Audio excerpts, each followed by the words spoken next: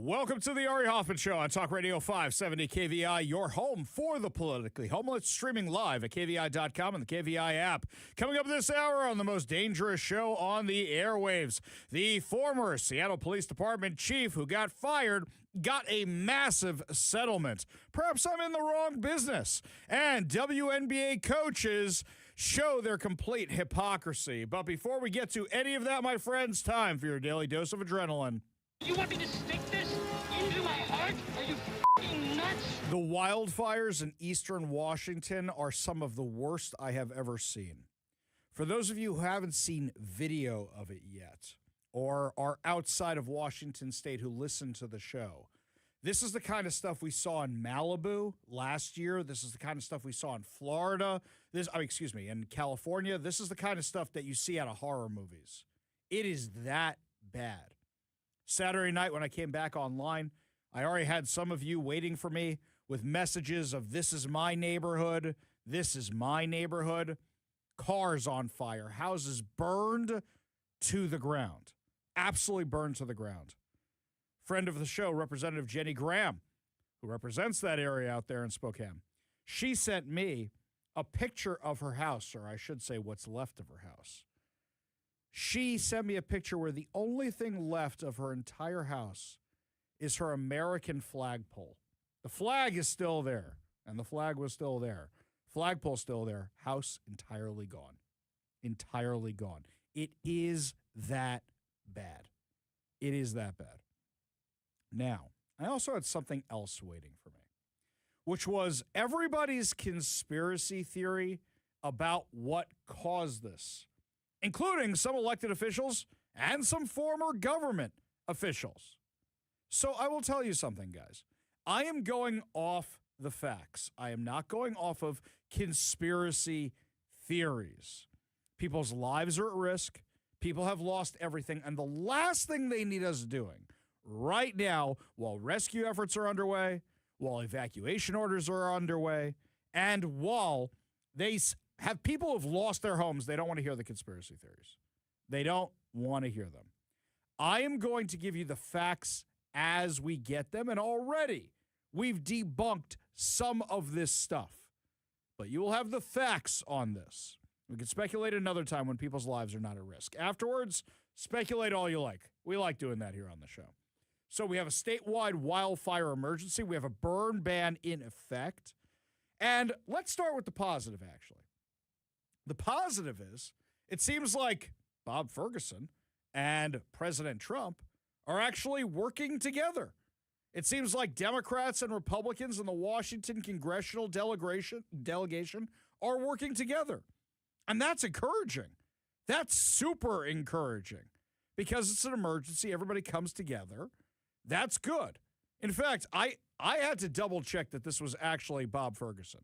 Had to double check because he was talking nicely about President Trump. I will just say I can't speak to the past. I wasn't governor then. But what I can say is I deeply appreciate the president taking time. I think I requested a conversation. I'm losing track of the hours here today, but just a few hours ago. And I was on the phone with him literally a couple hours later. And I had the clear sense he understood what was going on. I had the clear sense he'd been briefed on what was going on. He was knowledgeable about the situation. And I appreciated that. Also, he said we're basically getting everything we need from the feds. Also, in an election year, you don't want to be the guy who delayed a response to a massive disaster like this one, where you're talking about hundreds of structures, a.k.a. homes and other buildings, being burned down, 60,000 people. I think now it's 70,000 people under evacuation orders or having already been evacuated. It is that bad.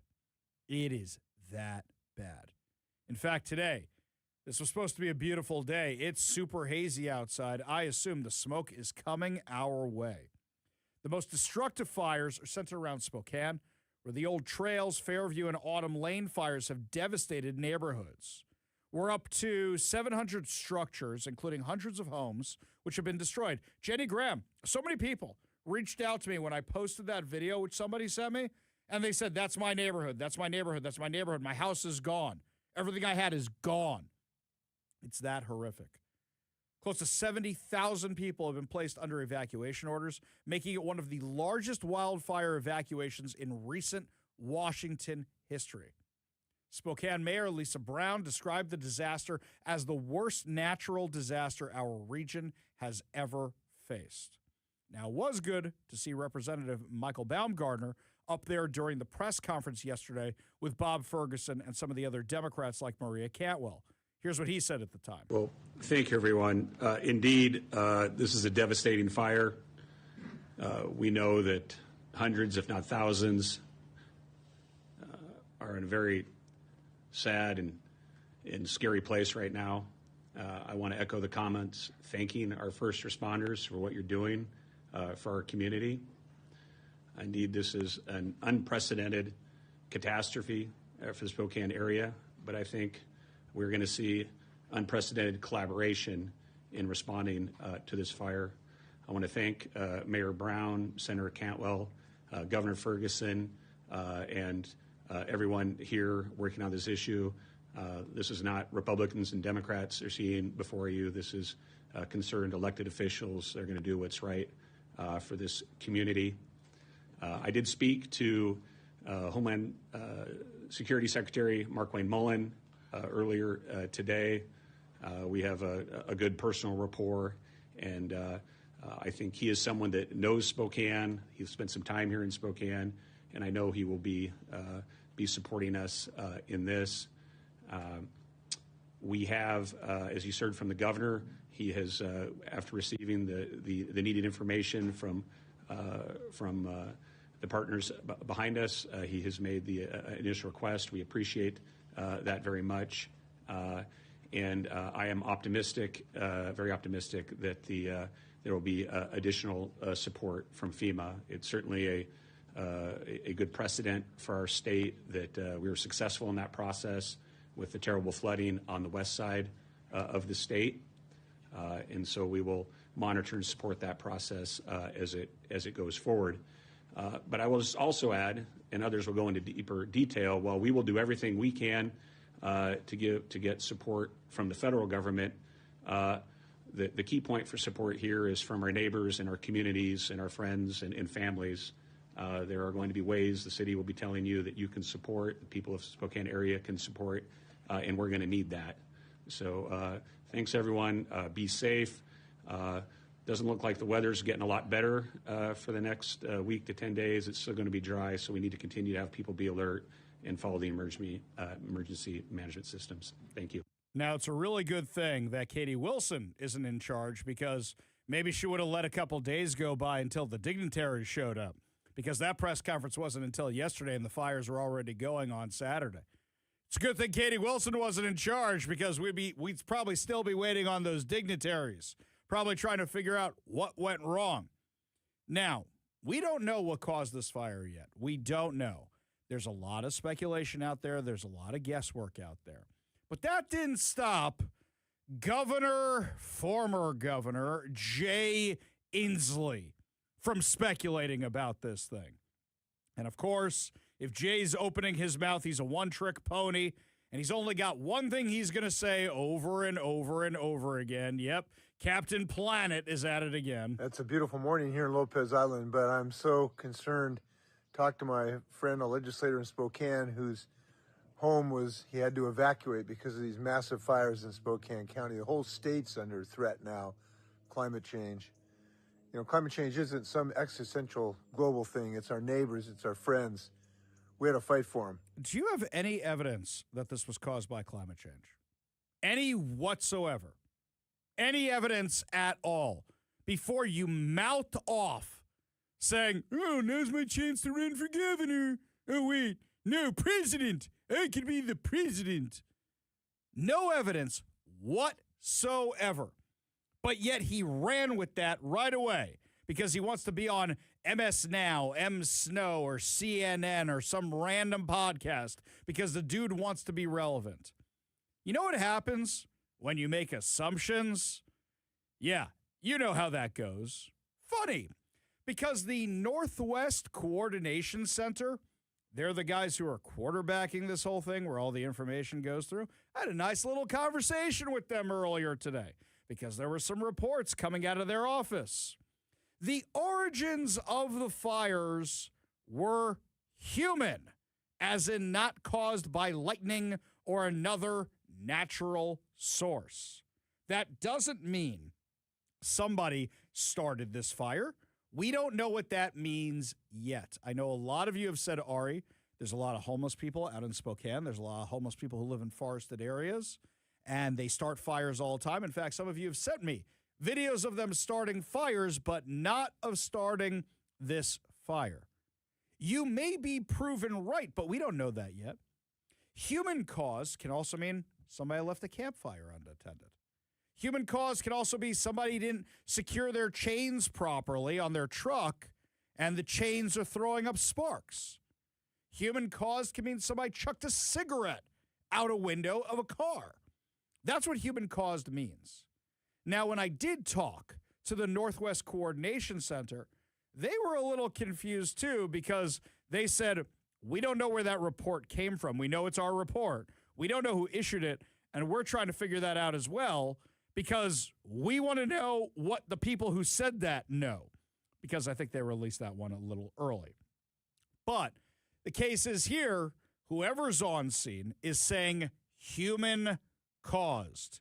That means somebody did something, maybe even fireworks. Somebody did something, and now you have these massive wildfires.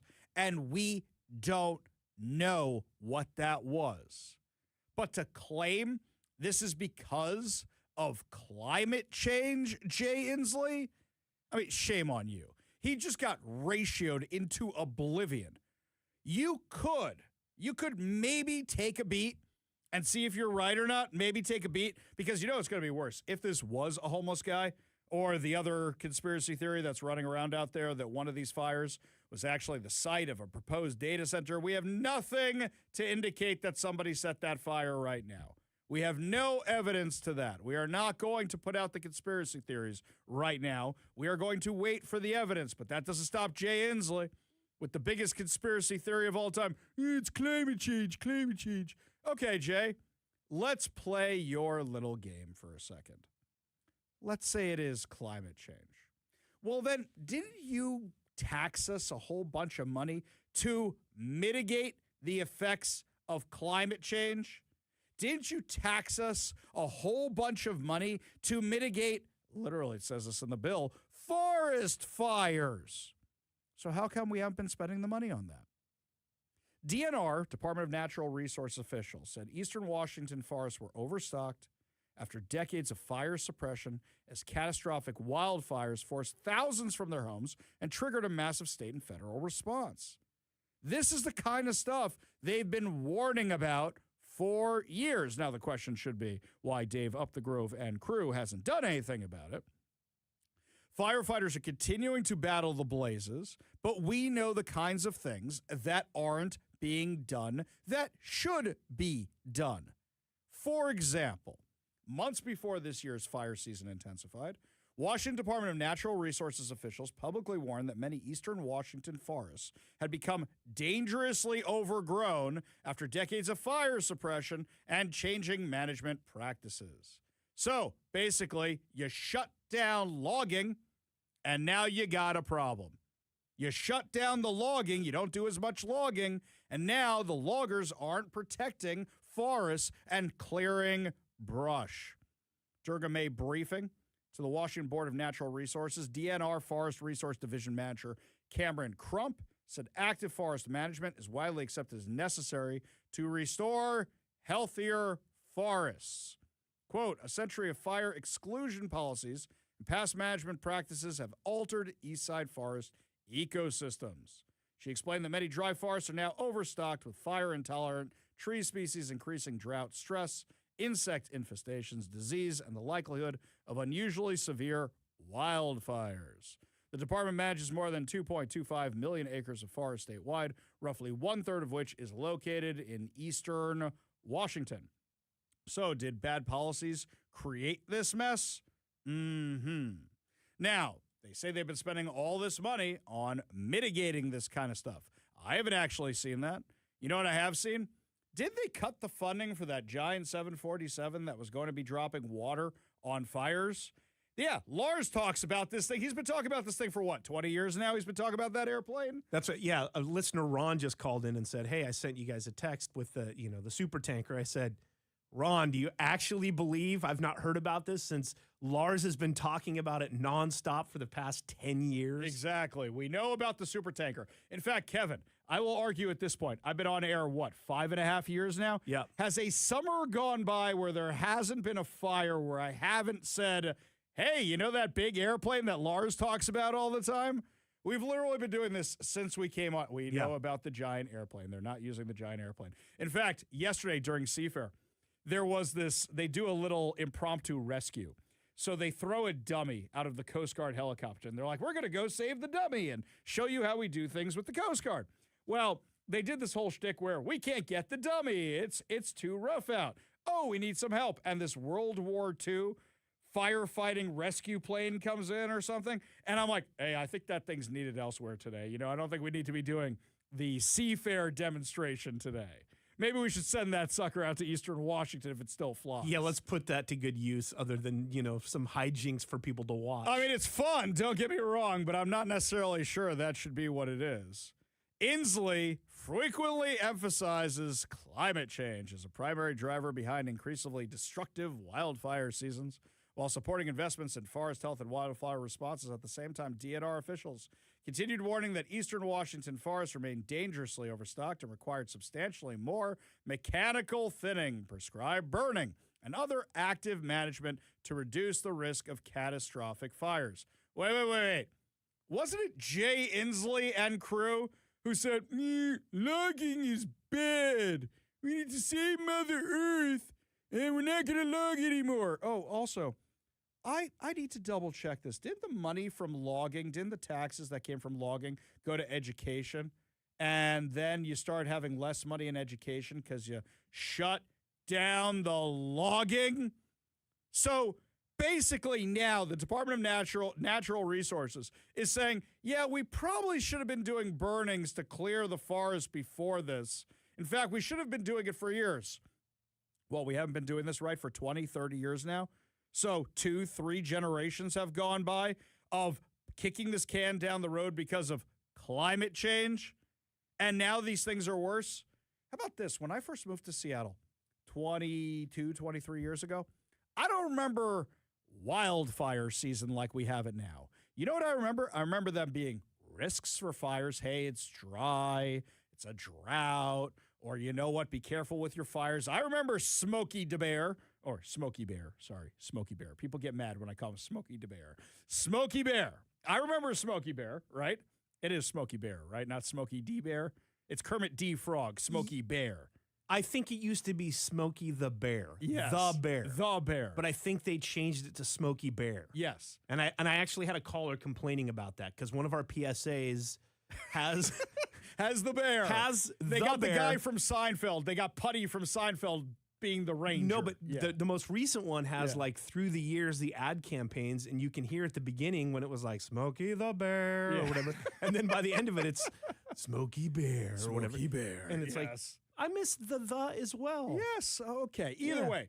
The bear, only you can prevent forest fires, right? I remember all that. But I remember smoke season. What was it, about 10-ish years ago? It started being every summer. You got the bad smoke. And look, me, I don't have the best lungs, actually. I really don't. So I was working outside at the time with the event rental company. I would have to go to the doctor to get this stuff to hack out all the garbage that would get in my lungs. You can't have pets outside. I remember one time we had to keep the kids home and they couldn't go outside during the summer because of how bad the smoke gets. For those of you who don't live in Washington, maybe those of you on the East Coast have had a taste of it because of what happened with the Canada wildfires. Here, it got so bad that summer, Kevin, I remember it smells like burning marshmallows in the air when you're just walking around outside. It's that bad. Yeah, I mean, you could see it settling on cars and on your window. Yep. If you have AC, the filters in there are just black. It's so gross. Yeah. This is no joke, by the way. This is a very serious thing. But for Jay Inslee to come out and immediately say, climate change, you might have an argument. Let's go with your debunked science. You might have an argument to say it got worse by climate change, but to say it was caused by it, Right now, the responders are saying it wasn't caused by it. So wrong again, Jay Inslee. Man, can you just like fade away? Fade away. Just fade away to Idaho, Jay Inslee. Anyway, there is a list of places you can donate to. Como News has a whole list up about the Red Cross and other organizations you can give money to. They have a whole list, the Red Cross Northwest Region, Home Starts Here Fund, Support Firefighters of Spokane, Fire Station 16, Partners Inland Northwest, Catholic Charities of Eastern Washington. There's a whole bunch of different organizations they have up here. Don't fall for the scams, my friends. Make sure you're giving to a legit organization. And if you know a legit organization, email me. Don't call. Email me, arikvi.com. That's arikvi.com. So that way I can vet them. I can make sure they're legit, and we will give it out to our audience so we can help everybody out, okay? But here's the thing also. If you're in need, if you're within the sound of my voice and you're having problems with this stuff, please reach out. We'd love to try and help you, or we get your story out there at the minimum and tell everybody what's going on, just like our friend Jenny Graham, who literally the only thing left to her house right now is the American flag on its flagpole out front of her house, which is really, really sad. This is no joke, and people trying to politicize it like Jay Inslee, disgraceful. Absolutely disgraceful. Reprehensible. I don't have enough words to talk about what an awful, garbage human being Jay Inslee is. Thank God he's not the governor anymore. And also something else. We saw with the floods earlier this year that the governor, Bob Ferguson, and President Trump weren't exactly getting along on that. I'm glad that everybody is working together to solve this. I'm glad that everybody is working together to solve this and get people to help. That's what we need to happen. Give me more of that, please. And give us a call or a text at 206-421-5757. That's 206-421-5757. Up next, my friends, speaking of money, Seattle Police Chief Sean Barnes gets fired and gets an over $700,000 settlement. Give you the details when we come back. You're listening to The Ari Hoffman Show on Talk Radio 570 KVI.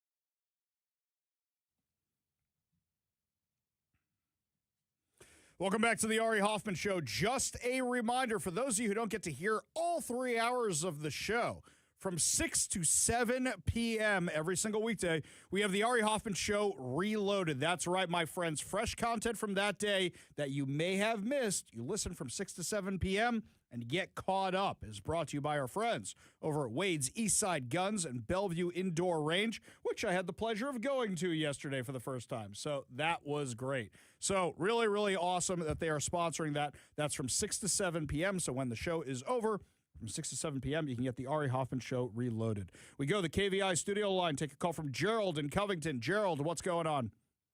Hi, I was just thinking it is climate change. It's not the climate change they think it is. It's the political climate change that's causing all these problems, not just the fires, but homelessness and a whole bevy of things. So that when they tell you climate change, you need to put it back on them. Well, when they say climate change, I always go, what does that mean? Because it used to be global warming or global cooling or whatever it was. Now it's just the generic climate change. And I've seen no evidence to suggest that at all. You want to say it's dry out? Hey, some years we have a lot of water. Here's something else for you. If they were truly concerned about drought, we have a boom or bust system here in the West Coast, like California. Then maybe you guys should have built more reservoirs or more dams. Last time I checked, the Democrats are always trying to tear them down. Thanks for the call, Gerald. Appreciate you being part of the show. You want to be part of the show, give us a call or text at 206-421-5757. That's 206-421-5757. We go back to the KVI studio line. Take a call from Dave in Monroe. Dave, what's going on? Yeah, Harry, have your research team should be easy to find with the carbon tax that Jay Inslee put on the state of Washington on top of the 50-plus cent tax for gasoline. I believe it's between 50 and 60 cents a gallon. So that's got to be in the billions every year for the last 5-6 years. Yeah, in fact, we've actually discussed this on the show many, many times, Dave, and that's my point. I said if they were so serious about this, maybe they should have used the money from the Climate Commitment Act for all that infrastructure. They said literally that thing was supposed to go to mitigating the effects of climate change. So if they believe that forest fires are caused by climate change, maybe they should have done something to mitigate forest fires. I don't know, by clearing forests or maybe by building more dams and reservoirs. Just a thought. Appreciate the call. Appreciate you being part of the show. You want to be part of the show, you give us a call or a text at 206-421-5757. That's 206-421-5757. Go back to the KVI studio line. Take a call from Craig in Puyallup. Craig, what's up, man? Hey, I retired from the fire department a bit ago, but one of the side specialties I have, some people did diving or water rescue. I did wildland firefighting. So been east of the mountains, California, various other states quite a few times. But this isn't anything new. And I'm also history geek. December 1929 to January 1930. There's a dock down at Tacoma where the USS Lexington, an aircraft carrier of that era, they had it, I guess you'd say, birthed. You're the boat guy. Tied up next to that dock, and it supplied power because the reservoirs were so low due to a very poor seal pack that year. And so it's happened before. Yeah. There's pictures of the TV video or film of the TV show Emergency done in the early 70s. Craig, you're breaking up a little bit there. Craig, you're breaking up a little bit. I find this fascinating. I really, really do, but we have a bad connection. But yeah, this is nothing new. This is something that has happened multiple times before. The difference is what causes it to spread more. The difference is how we deal with it. The difference is mitigating the effects of it. And it seems like our elected officials have decided to make things worse. Appreciate the call, buddy. Appreciate your service. Appreciate you being part of the show. You want to be part of the show, give us a call or text at 206-421-5757. We go back to the KVI studio line, take a call from Hank in Squim. Hank, what's going on?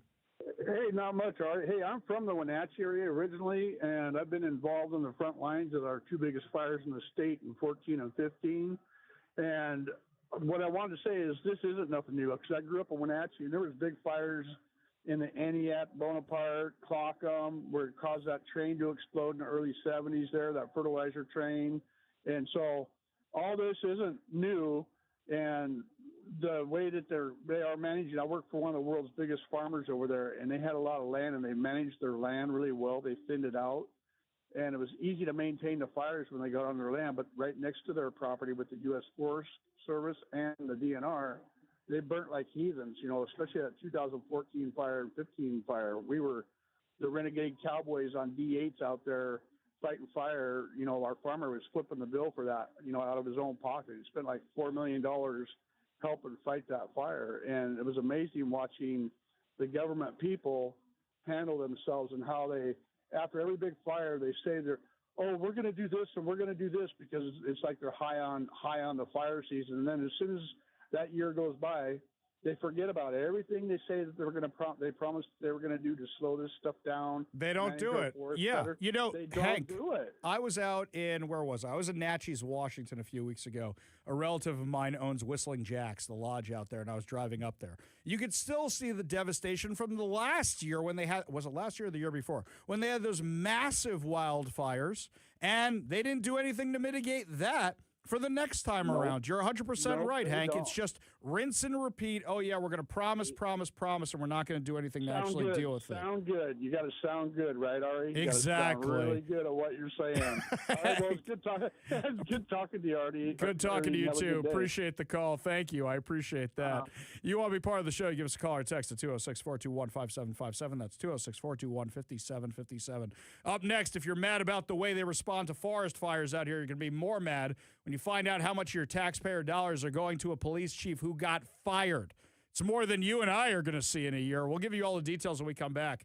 You're listening to the Ari Hoffman Show on Talk Radio 570 KVI.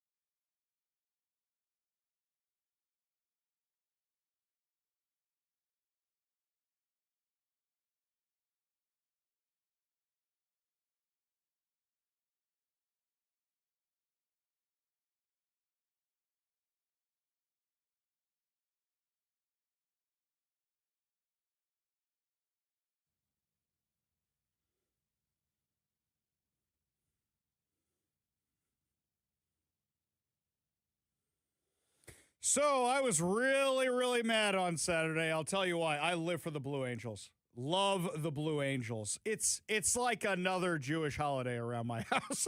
So every year for Seafair weekend, it usually lines up with my father-in-law's birthday. We go up to his house, and he's on top of a hill, so you get a great view of the Blue Angels. We go up there, we have a big lunch for his birthday, and then we just wait for the show to start. Back when they used to fly earlier, we would watch the show, then go have the big lunch. So we know the Blue Angels fly at 3:30. This is Saturday. I don't have my electronics. I don't got my phone. I don't got my computer. Nothing, because it's Jewish Sabbath. So what happens? We finish eating. Great lunch, by the way. I take a glass of wine, or 2 or 3, and I head on up to the deck of their house, and I'm just sitting there waiting for the Blue Angels. And it's not just no Blue Angels. There were very few flyovers that day at all. And I don't know what's going on. So around the house, we start going, well, what do you think it was? Do you think it was the protesters? And I'm thinking to myself, well, if the protesters infiltrated the Blue Angels staging area, we got bigger problems. Do you think it was a mechanical issue? A mechanical issue grounding the entire squadron? I don't think so. Do you think it was the wind? The wind was going, but I didn't think it was that big a deal. But yes, they did cancel the Blue Angels. I had no idea. Had no idea till that night. But then when I came back online and I saw that the Blue Angels had been canceled because of wind, and then I saw the wildfires, I said, oh my God. Imagine what that wind is going to do for the wildfires. Truly horrifying. Truly, truly horrifying. Glad we got the Blue Angels when we did on Sunday. Had a great time having a barbecue with some neighbors and doing that. This one here from Bob in the 509. Ari, I've been flying tankers for 26 seasons. Been on the fire complex around Spokane since Saturday. This complex is getting a lot of attention because it burned into the urban wildland interface. That being said, the folks of the Colville and Yakima reservations have been getting decimated for over a month. Media and politicos live for photo ops. None of the mega fire rigmarole is new. The current paradigm is essentially post-spotted owl debacle in relation to forest management. In 2014, the Carlton complex burned. About 253,000 acres, took out 353 homes in and around Pateros. At the same time, we had several other fires over 100,000 acres in Washington, Oregon. This is a guy giving us context to how much was going on. Towns were vaporized. Catastrophic wind event combined with dry lightning turned the region into a blast furnace. Towns were vaporized. About 100 folks died. Not sure if the former governor includes 1910 in his blanket climate change statement. So basically what he's saying is stop saying it's climate change. This is the kind of stuff that happens, has been happening for a very, very long time. Appreciate the perspective, Bob, in the 509. Thank you. Meanwhile, switching gears to Seattle. So our disastrous mayor, I think it's safe to say our failed mayor. I mean, we're only 7-8 months into this, but I think we could say failed mayor now. You know how she got Sean Barnes to resign? Sean Barnes was telling everybody he was fired, he was fired, he was fired. Well, you need him to say he resigns, right? Seattle taxpayers could be on the hook for more than $700,000 after Mayor Katie Wilson asked embattled police chief Sean Barnes to resign, just days after the city's mishandling of the deadly Bite of Seattle mass shooting. According to an optional resignation agreement, which one of our wonderful listeners sent to me, Barnes will leave City Hall with 18 months of salary worth approximately $560,000, more than $30,000 in taxpayer-funded health insurance, payment for unused vacation leave, and the ability to keep $110,000 in hiring and relocation incentives that the city agreed not to recover. Kevin, I'm doing life wrong. I should just go be the police chief for a year or two, get fired, and you get like 4 or 5 years salary, and then I can come back to doing radio. That'll be great. Well, at least Sean Barnes can pay off his tax liens now, right? Oh, sorry. Is it too soon to bring that up again? Oh, sorry. The $80,000 in tax liens while he was renting a really swanky apartment down near the stadiums? Mm-hmm. You're paying this guy $700,000? So Katie Wilson firing the inept police chief to cover her own ineptness is now costing Seattle taxpayers $700,000. And did you change the equation at all? No. You have a new interim police chief who also lives in Chicago. Well, this is going to be great. What did you fire him for? Barnes is inept. Don't get me wrong. We call him Chief Wiggum because he's like the guy in The Simpsons, right? We know this. He was inept, completely inept. But he was also the fall guy. Two things can be true at once. And now we have to pay this guy $700,000 $700,000 to settle this nonsense? No, this is Katie Wilson's mistake. Take it out of her salary. Here she makes $300,000 a year. Don't forget, Barnes was getting $374,000 a year. He was getting paid more than the mayor. What a grift. What a ripoff. What an absolute grift. Up next, my friends, WNBA is collapsing under its own hypocrisy. Tell you all about it when we come back. You're listening to the Ari Hoffman Show on Talk Radio 570 KBI.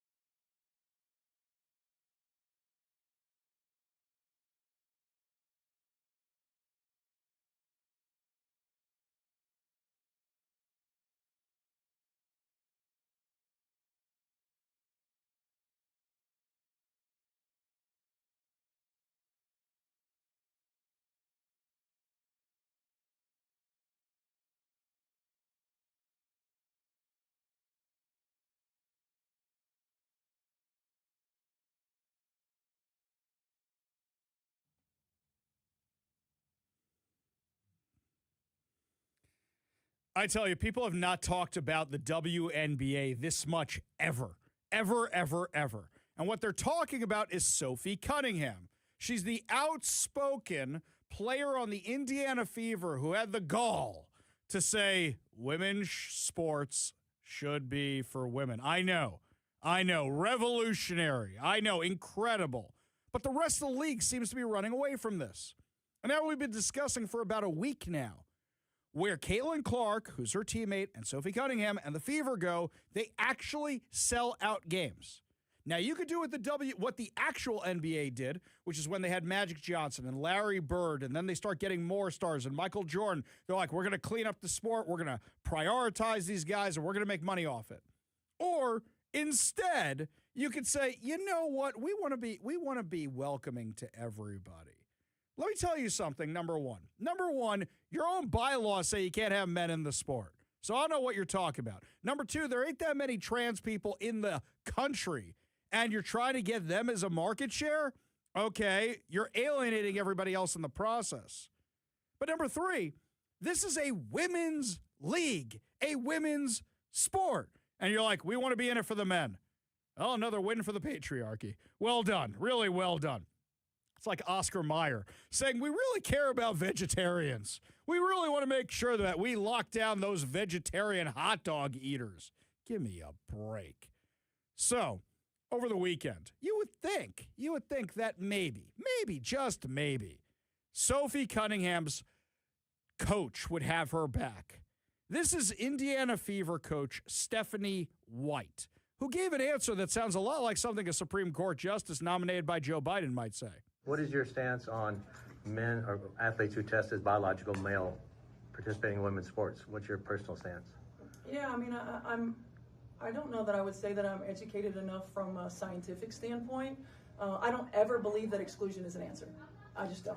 I do think, when we think about various levels of sport, various governing bodies of sport and things that go into that, like I said, I'm not educated enough at the different levels. I know growing up, I played with the boys all the time. Okay, I can't take this rambling nonsense anymore. I just can't. Yes, we played with the girls, too, in gym class when we were in 3rd or 4th grade. And then at some point they said those girls are going to get killed by those boys if we play tackle football with them or dodgeball or anything else for that matter. Let's do boxing with the girls. Sure, let's do wrestling with the girls. That's all horrible ideas. Don't do any of that. You're not educated enough? You're the coach of a girls' basketball team. You're not educated enough? By the way, don't talk to me about exclusion. How many girls get to play in the WNBA? How many? A fraction of a percent? A fraction of the girls who play college ball and high school ball get to go to the WNBA? You guys are all about exclusion. All about it. And they have to be of a certain age. I assume when they get too old, they ain't playing no more. What craziness. In fact, now, they don't even want to talk about it. Now they just shut down the press conferences. I think there's always going to be outside noise, but I think we've been professionals long enough to know that if you let that affect you, then you're not really here for the right things. And so for us, we just keep the main thing, and that's hoops. Hey, speaking of that outside noise, Sophie, your teammate, Sophie came out with Oh, thank you. Have a good day. Goodbye. Goodbye. We don't want to talk about this no more. Goodbye. We're done. The thing that is selling tickets and selling jerseys and selling sneakers and selling everything else, you're shutting it down. Goodbye. Goodbye. Goodbye. Now, the most disappointing moment was Caitlin Clark. Caitlin Clark, she's been the one who Sophie Cunningham has been defending on the court. Caitlin Clark's own personal bodyguard is basically Sophie Cunningham. So Sophie Cunningham is dealing with all this backlash by the crazies. Overall, I think Sophie Cunningham's laughing all the way to the bank because whose jerseys are selling the best? My daughter came home from her summer program. Dad, can I have a Sophie Cunningham jersey? Are there any more of her sneakers left? I really want one. But, now she's you think she was interested in this before? Of course not. But Caitlin Clark, who's the current WNBA superstar and Sophie Cunningham's teammate, got the same question. Pretty disappointed by her answer. Now, the noise you're hearing in the background, she is reading off a sheet of paper that was given to her. And one of her teammates, the one who before was, I want to shut down the press conference, at one point slides the paper away from her so she can see what's written on it. So she can see what to say. And Caitlin Clark has to look over at the piece of paper has to actually look at. You're going to hear it in the background. Listen carefully. I think for us, it's not really a discussion we really have in our locker room. I think it's for leagues and the governing bodies to work with their athletes to find solutions, but our focus is on basketball, and that's what we talk about and how we can get wins, and obviously we didn't do that tonight, so need to find an area to improve in that way. Do you have any, reaction to the... I just answered for you. So now she's got a statement prepared for her that her other teammate is like, wait, what does that say? I got to know in case I get the question. Slide it over. You hear it at the beginning? Give another listen. I think for us, it's not really... There goes the paper. Right across. I need that real quick in case they ask me the question. I can't think for myself. It's funny Caitlin Clark wouldn't back up Sophie Cunningham. I remember this little interview Caitlin Clark was doing when she was first drafted into the WNBA, and everybody was making such a big deal about her playing. On one with anybody. Current, not current, who would it be? That's a fantastic question. Current or not current? NBA, WNBA. Well, I would get killed by every NBA player, but Steph Curry. Hang on. Whoa. You would get killed by every NBA player. I'll tell you what this is going to take. Somebody should just buy a WNBA franchise and put all dudes on the team.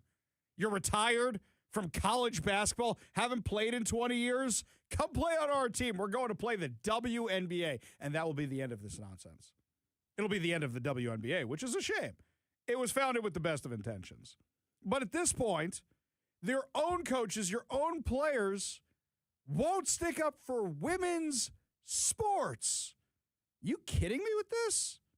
This is nonsense. Absolute nonsense. And I can't believe it. You have a golden goose like Caitlin Clark, like Sophie Cunningham, who are finally selling tickets to your league that everybody made fun of, that nobody wanted to go see. And now you are actually selling tickets to it. You are selling out stadiums, which has never happened in the history of this game. And yet you are shooting yourselves in the foot. What? Is it jealousy or now it's something else? No, we have to protect the two boys or whatever it is who want to be in the WNBA because they can't hack it in the NBA. You are sticking up more for the boys than for the girls in your own league. It is a win for the patriarchy. And what about the girls like Annalie Wilson and others who lost out on championships and scholarships? You're supposed to be role models for them. And instead, you're hanging them out to dry. That's why Sophie Cunningham is so popular. Crazy stuff. Absolutely crazy. Lots more to discuss as the show continues, my friends. Michael Baumgartner, Congressman, will be with us for a fire update. Give you all details when we come back. You're listening to The Ari Hoffman Show.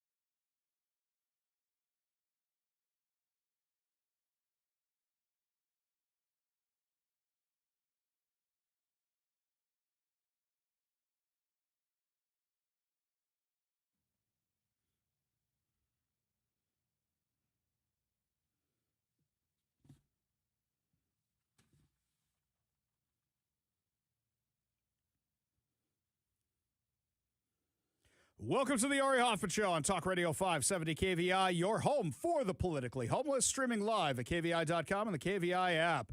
Coming up this hour on the most dangerous show on the airwaves, founder of XXXY, Jennifer Sey, will be swinging by to say what it was like at that WNBA game out in Minnesota. Mom Donnie says you need ID to use his grocery stores, and school officials locally were charged. But before we get to any of that, my friends, it is time to take the trip or keep the cash. That's right, my friends. This week, we are giving away your choice of Yellowstone or the Grand Canyon, or $3,000 in cold, hard cash. That's right, my friends. All you have to do is text the word I give you to the number I give you. Do not text your name. Do not text your address. Do not text your phone number. Do not text in Ari Hoffman. You are so good looking and got such great color, and we can see it because you have no hair left anymore. We can see how much color you got up top. Do not text that in, but just text the word itself. Today's word is trout. As in, hey, when you're at these places, maybe you'll go fishing and catch some trout. T-R-O-U-T. Text the word trout. That's T-R-O-U-T. Text it to 206-421-5757. That's 206-421-5757 for your chance to win. Don't forget, you only have until 4:30 to text in that word. If you do it after that, you're just going to clog up my text lines. Make sure you do it before 4:30. We go to the KVI studio line. Take a call from Transit Joe. Transit Joe, what's going on? What's going on is I really think you should apply to be police chief. And because I heard from Brandy Cruz today that apparently some progressives think that that Mayor Katie Wilson is going to resign from a medical emergency or something. A medical emergency? Okay, here's what's going to happen. I think Katie Wilson may have, God forbid, you don't want anybody to have ill health or anything like that. I think she's going to have a nervous breakdown. I think she cannot hack the job. She's never had a real job before in her life, and now she's in charge of an entire city, and her entire staff is quitting on her. Here's what else that means. The fact that her staff is quitting on her, usually here's how staff works. They work for somebody, and then until they can leverage up and leverage up and leverage up and leverage up until they're working in the White House or wherever it is. Her staff is quitting on her. That's how bad it is, and they can get away with whatever they want. Appreciate the call, Joe. Appreciate the kind words. Okay. Appreciate you being part of the show. You want to be part of the show? You give us a call or a text at 206-421-5757. That's 206-421-5757. As you've heard about the disastrous fires wiping out entire neighborhoods over in Spokane, Washington, I want to get the details from the horse's mouth because there are far too many conspiracy theories going on over there. Joining us now to discuss on the KVI studio line, Representative Michael Baumgartner. Thank you so much for being with us today. Thank you, Ari. It's great to be on. So yesterday I saw a great press conference which actually had Democrats, Republicans, looked like everybody was working together. Is that how it actually is on the ground right now regarding the response?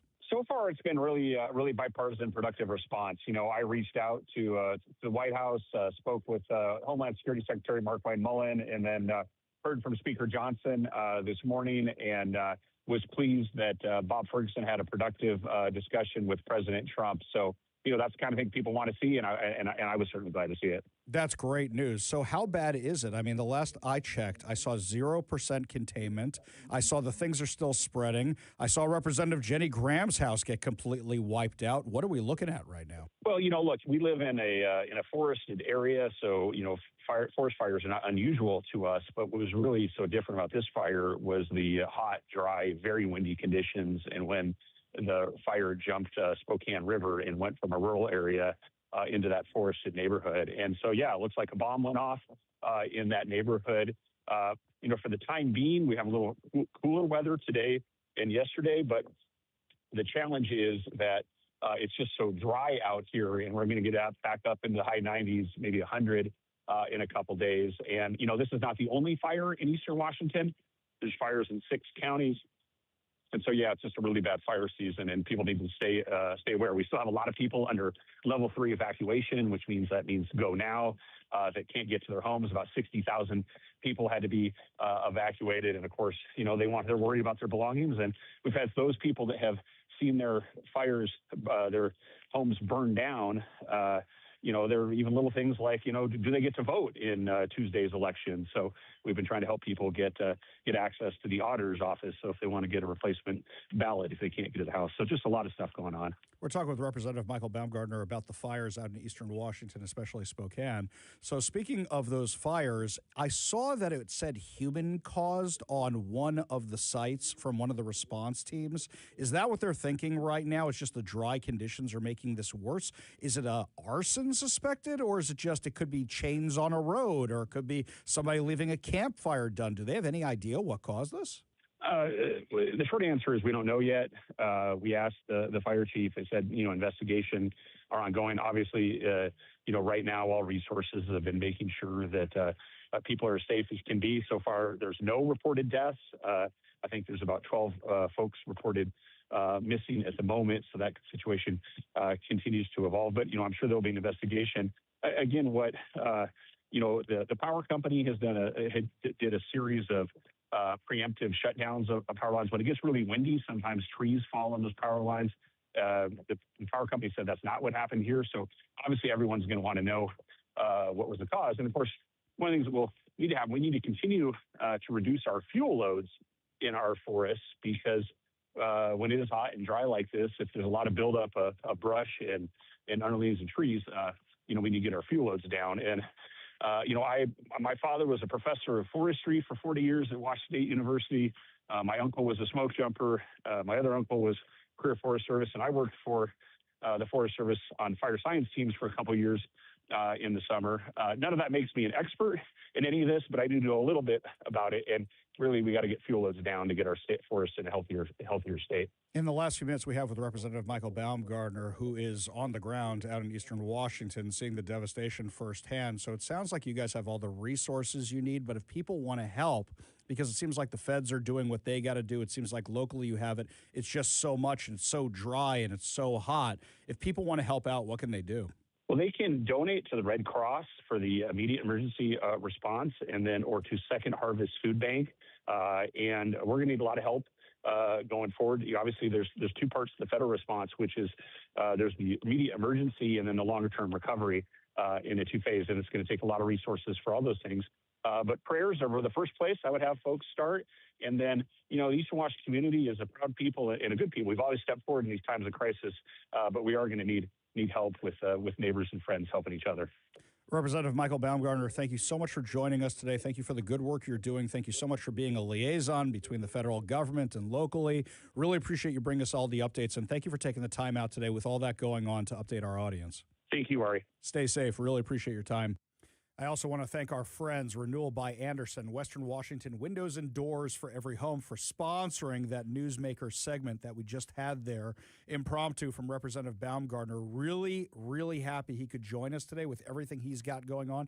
In fact, we have Representative Newhouse joining us tomorrow with more updates on all this, because you heard at KVI News, this is a top story nationally right now about how bad these wildfires are, and we want to make sure we're bringing you all the information.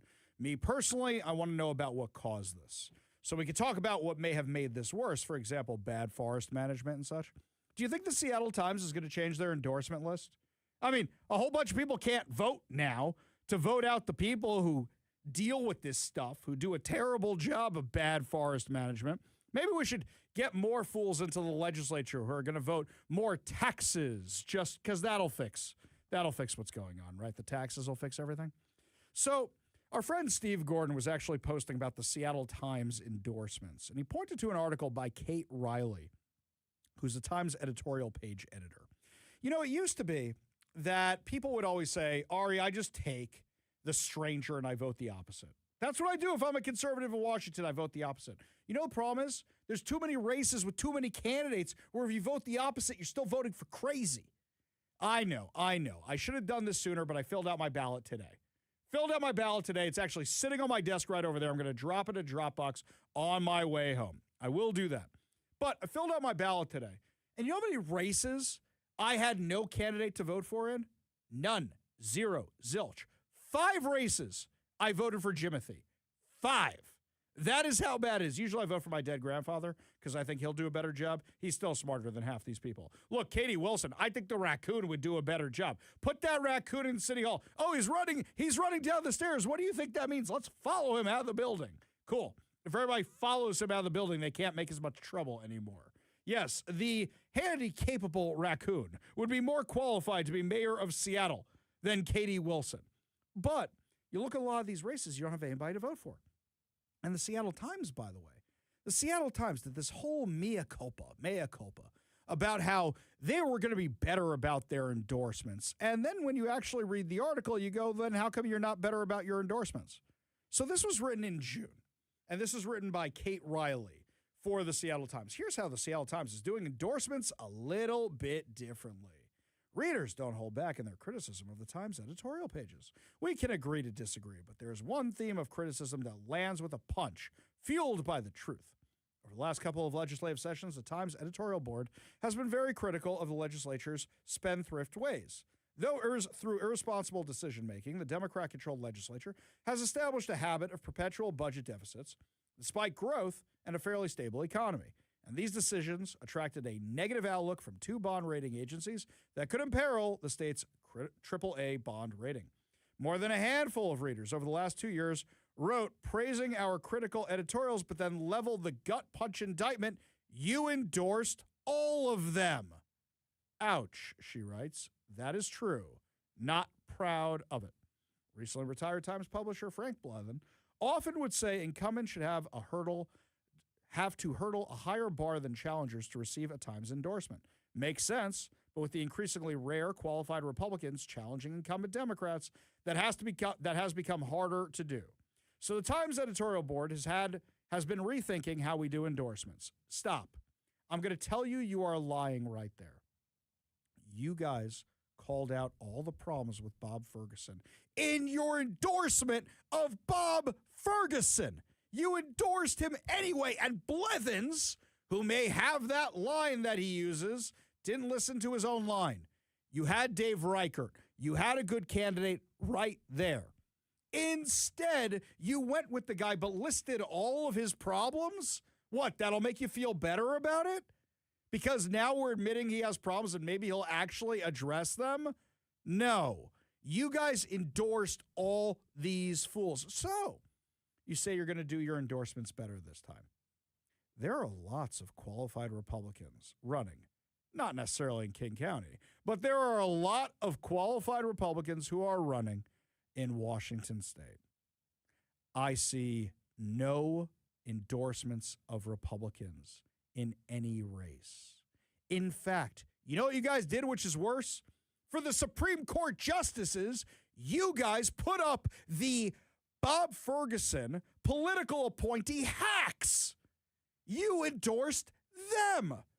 There is no difference between a bunch of these races of the endorsements in the Seattle Times and the endorsements in the Seattle Stranger.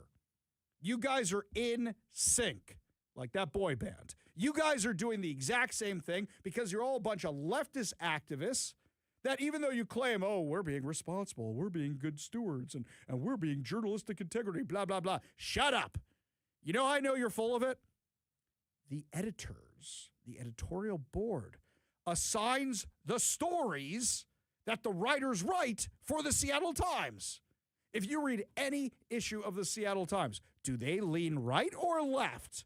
Which one do you think if you read them today? You know how they lean. For the left, you know, I went to a Democrat meeting years ago, and one of the speakers, mentioned the Seattle Times, and the whole room boos. And you know what I laughed about? They're not left enough for the left. And this was back in 2018, 2019.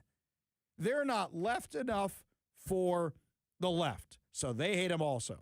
So how's that going for you guys? You getting more subscribers or less subscribers? In fact, now, this is the fourth op-ed in the Wall Street Journal calling out the Democrats locally for their horrible policies. And in fact, this time they're going after the Democrats for trying to stop the initiative process, for doing everything they can to hinder the initiative process, while citizens are trying to have their voice heard. I'm going to say this for the billionth time, because I said this to some people at synagogue this weekend who would come up to me and say, "Oh, I'm so mad at the Seattle Times. Did you see what they wrote?" I go, "No, because I don't subscribe to them." "Oh, Ari, well, my wife likes the crossword, or I like the comics." I said, "No, you are funding the people who are endorsing the crazy. If you have had enough with the bad policies around here, unsubscribe from the Seattle Times right now. In fact, if you send me a screenshot of you unsubscribing from the Seattle Times, you can prove it. I will give you a shout out on air today. You can email me the screenshot, ari@kvi.com. That's ari@kvi.com. And when they ask for a reason why you are unsubscribing, say because your Seattle Times editorial board said they were going to do things differently this year when it came to endorsements, and you did the exact same thing. The exact same thing you always do. The only difference is they're finally against a tax. Normally they support every tax in the world. They're against the library levy, as well they should be. As well they should be. Seattle Times is absolute garbage. Now, if you want to have my list, I will tell you, I don't endorse in every race. There are so many races. Some of you have reached out to me and said, "Hey, Ari, what do I do in this race? What do I do in that race?" Some of them I have time to research. Some of them I don't know enough to research. I like to pretend I'm all knowing. But guys, there are some races where you know it better than I do. You can go on your county GOP. You can see who they endorse. But I will tell you this. My endorsement list is up at kvi.com. That's kvi.com. You can text me the word vote. If you text the word vote, VOTE, to 206-421-5757. That's 206-421-5757. You are not entered in the contest. I will send you my voter's guide. But I need you to get those ballots in, especially to vote no on the library tax for Seattle, which is just going to fund more of Homeless Inc. Oh, and a bunch of DEI craziness. That's it. So if you text the word vote to 206-421-5757, that's 206-421-5757, I will send you my voter's guide. Or you can go to kvi.com right now. It's right on the main page. And yes, I will be updating it after the primary based on who wins, based on who loses, and I will try to get to every single race if I can. I will get you as much as we possibly can because we've never gotten so many emails before. This thing is like overloading my inbox with people having questions about the voter's guide. We see how seriously you guys take it. We want to put in the effort for you guys. And I don't see a comprehensive list everywhere for the GOP, for conservatives, for mainstream Democrats, for mainstream Republicans of a voter's guide. I explain my choices too in my voter's guide. And unfortunately, there's far too many races where I'm riding Jimothy, because there's too many races where there's just no qualified candidates, just none. And that breaks my heart because then you're just handing over the team. You're handing over the game to the other team. And can you imagine if the Seahawks took the field with 5 players? How many games do you think they would win with 5 players? That's what's happening right now. We're so busy trying to keep what we have that unfortunately we're losing in too many other easily won districts. Too many easily won districts. So remember, you can go to kvi.com right now. You can text me the word vote to 206-421-5757. That's 206-421-5757. And I will send you my voter's guide, which is right up at the top of kvi.com. You can find it right up there. Up next, my friends, lots more to discuss as the show rolls around. School officials finally getting charged for not reporting to authorities the alleged sexual assault of a female wrestler by a boy who was identifying as a girl in a teenage wrestling match. Give you the entire deal when we come back. You're listening to the Ari Hoffman Show on Talk Radio 570 KVI.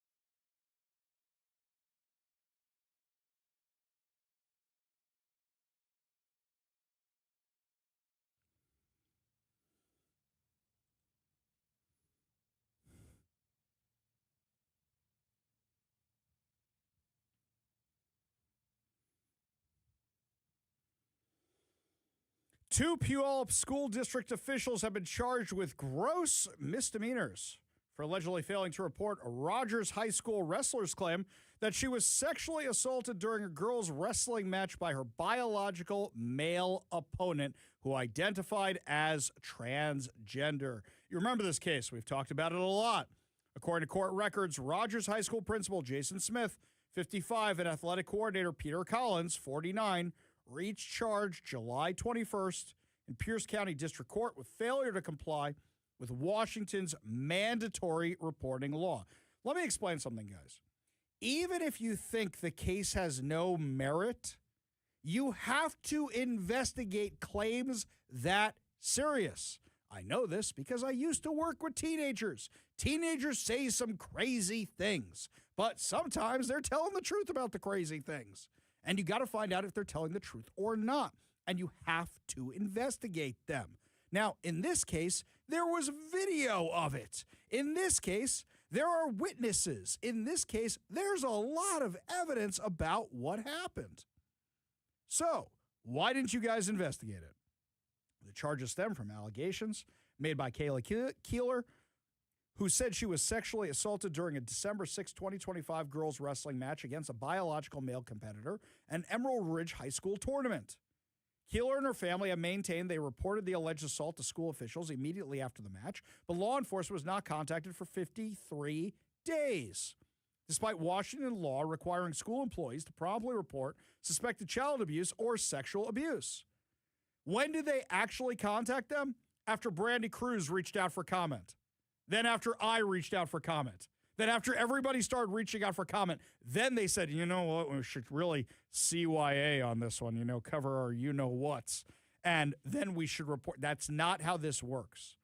I also want to remind you, Democrats in the Washington State Legislature this last session were trying to push a bill that would give schools more time to corral the horses before telling parents that something may have happened to their kids. The charges come weeks after Pierce County prosecutors declined to file criminal charges against a trans athlete accused of assaulting Keeler. Now, what's crazy to me is that they just dropped the whole thing. Yep, no repercussions to this whatsoever. In a memorandum explaining that decision, prosecutors concluded they could not prove a charge of third-degree rape beyond a reasonable doubt because of Washington case law involving consent in athletic contests. Prosecutors acknowledged there was no doubt Keeler did not want what happened to happen. I'm not going to get into the details on the show. But if you say there's no doubt they didn't want this to happen and it shouldn't happen in the move, then why are we not prosecuting? We litigated that at the time. Keeler and her mother have separately filed a federal lawsuit against the Washington Interscholastic Activities Association, the Office of Superintendent of Public Instruction, Superintendent Chris Rakedahl, the Puyallup School District, and other school officials, alleging Washington policies of allowing biological males to compete in girls' sports led directly to the incident, which it did. The lawsuit alleges Keeler was never told before the match that she would be wrestling a biological male. Okay, I don't want biological men in women's sports. But if you're going to have them in women's sports in Washington State, you should at least give the girl the opportunity to opt out. But they don't believe in doing that here. They're treating them just like they're girls. They are not girls. They are boys who can't win at boys' sports.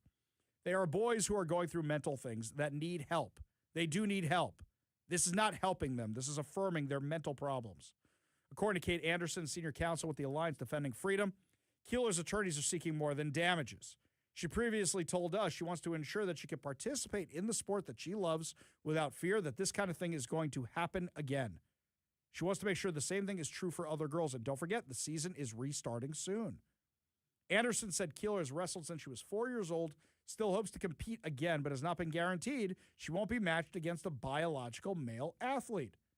Her only recourse would be to figure it out herself and forfeit before she walks out onto the mat. That's not fair for her or any girl in the state. It's not. Like, for example, my niece's volleyball team had a question about one of their opponents. Is that just a rather manly-looking woman, or is that a man-man? And now you have the girls in an awkward position. Do they call out another girl, and now you just call that other girl ugly as if girls don't have enough self-esteem issues? Or do they have a real issue here? So now you're putting it on the teenage girls to figure out. And teenage girls, they are catty. They are mean. Okay? I know. So now you're making the girls decide this because you guys are too chicken to deal with this problem the way it should be dealt with? The amount of men who are cowards in this situation is beyond belief to me. Don't forget, in the postseason, after the allegations became public, the biological male wrestler accused by Keeler voluntarily withdrew from the Washington State Girls Wrestling Championships, which is the first smart decision they've made. His place on the tournament bracket was subsequently awarded to a female athlete as well. It should have been from the beginning. Never should have been his place. Let's not forget, earlier this year, the U.S. Department of Education opened a Title IX investigation into the Puyallup School District. Federal officials said they are investigating whether the district violated Title IX by allowing biological males to compete in girls' sports, permitting biological males to access girls' locker rooms, and failing to adequately respond to allegations of sexual assault. Let's not forget, my friends, the initiative is going to be on the ballot for the general election. I know a lot of you keep reaching out and asking, all right, we got all these signatures. When are we actually going to see it? It's on the November ballot, which means it'll be hitting your mailboxes sometimes at the end of September, beginning of October. And you got to get this thing in so things like this don't happen to girls like Kayla Keeler anymore. You got to make sure they don't happen. This is exactly the nightmare scenario we've been talking about. What happens if it's football? What happens if it's wrestling? What happens if it's boxing? What happens if it's MMA? What happens if it's kickboxing? What happens if it's a physical sport?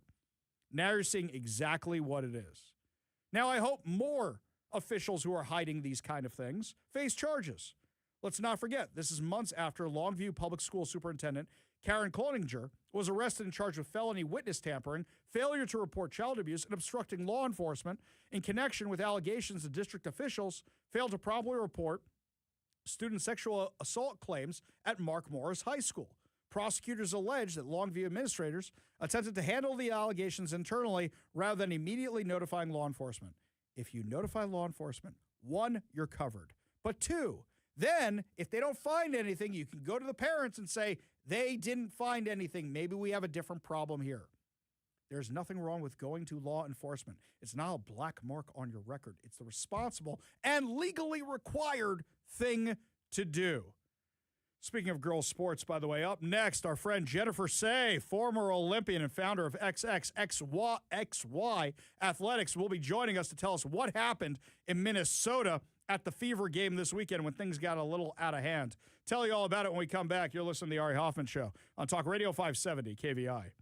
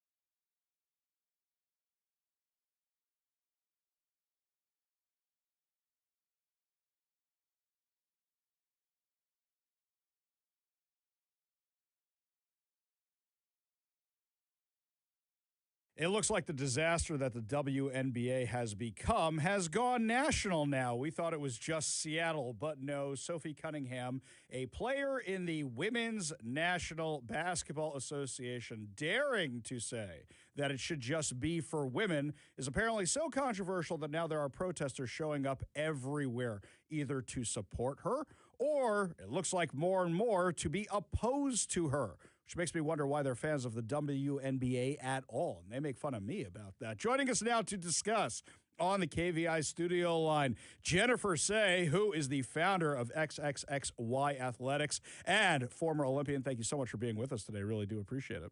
Thanks for having me, Ari. Such a pleasure. Now, you decide to head on out to Minneapolis for the Fever's last stop. We thought it was nuts here in Seattle. Tell us what happened on the ground there. Yeah, this was their last stop as in yesterday. There's a lot more and we're going there too. So let me be clear about that.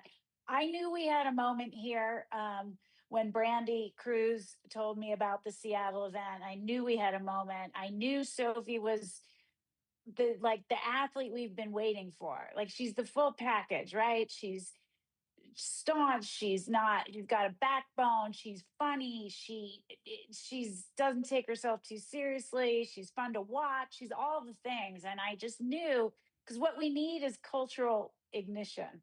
We need something to happen that makes the 80% of us that have common sense and know women's sports are for women to feel comfortable saying it out loud. That's what I've been pushing for the brand. I've been waiting for a pro athlete to speak up. She's the only active pro athlete right now that's speaking up, and she did it just, in this ESPN article a few weeks ago. So there was a rally in Seattle that had some controversy.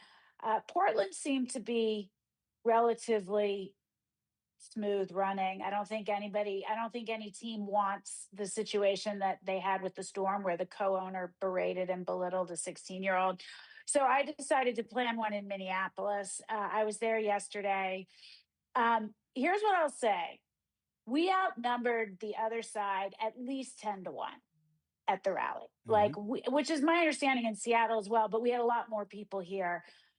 We came in peace and love. We had balloons and we gave out T-shirts, and people were hugging and getting pictures with the Sophie cutout.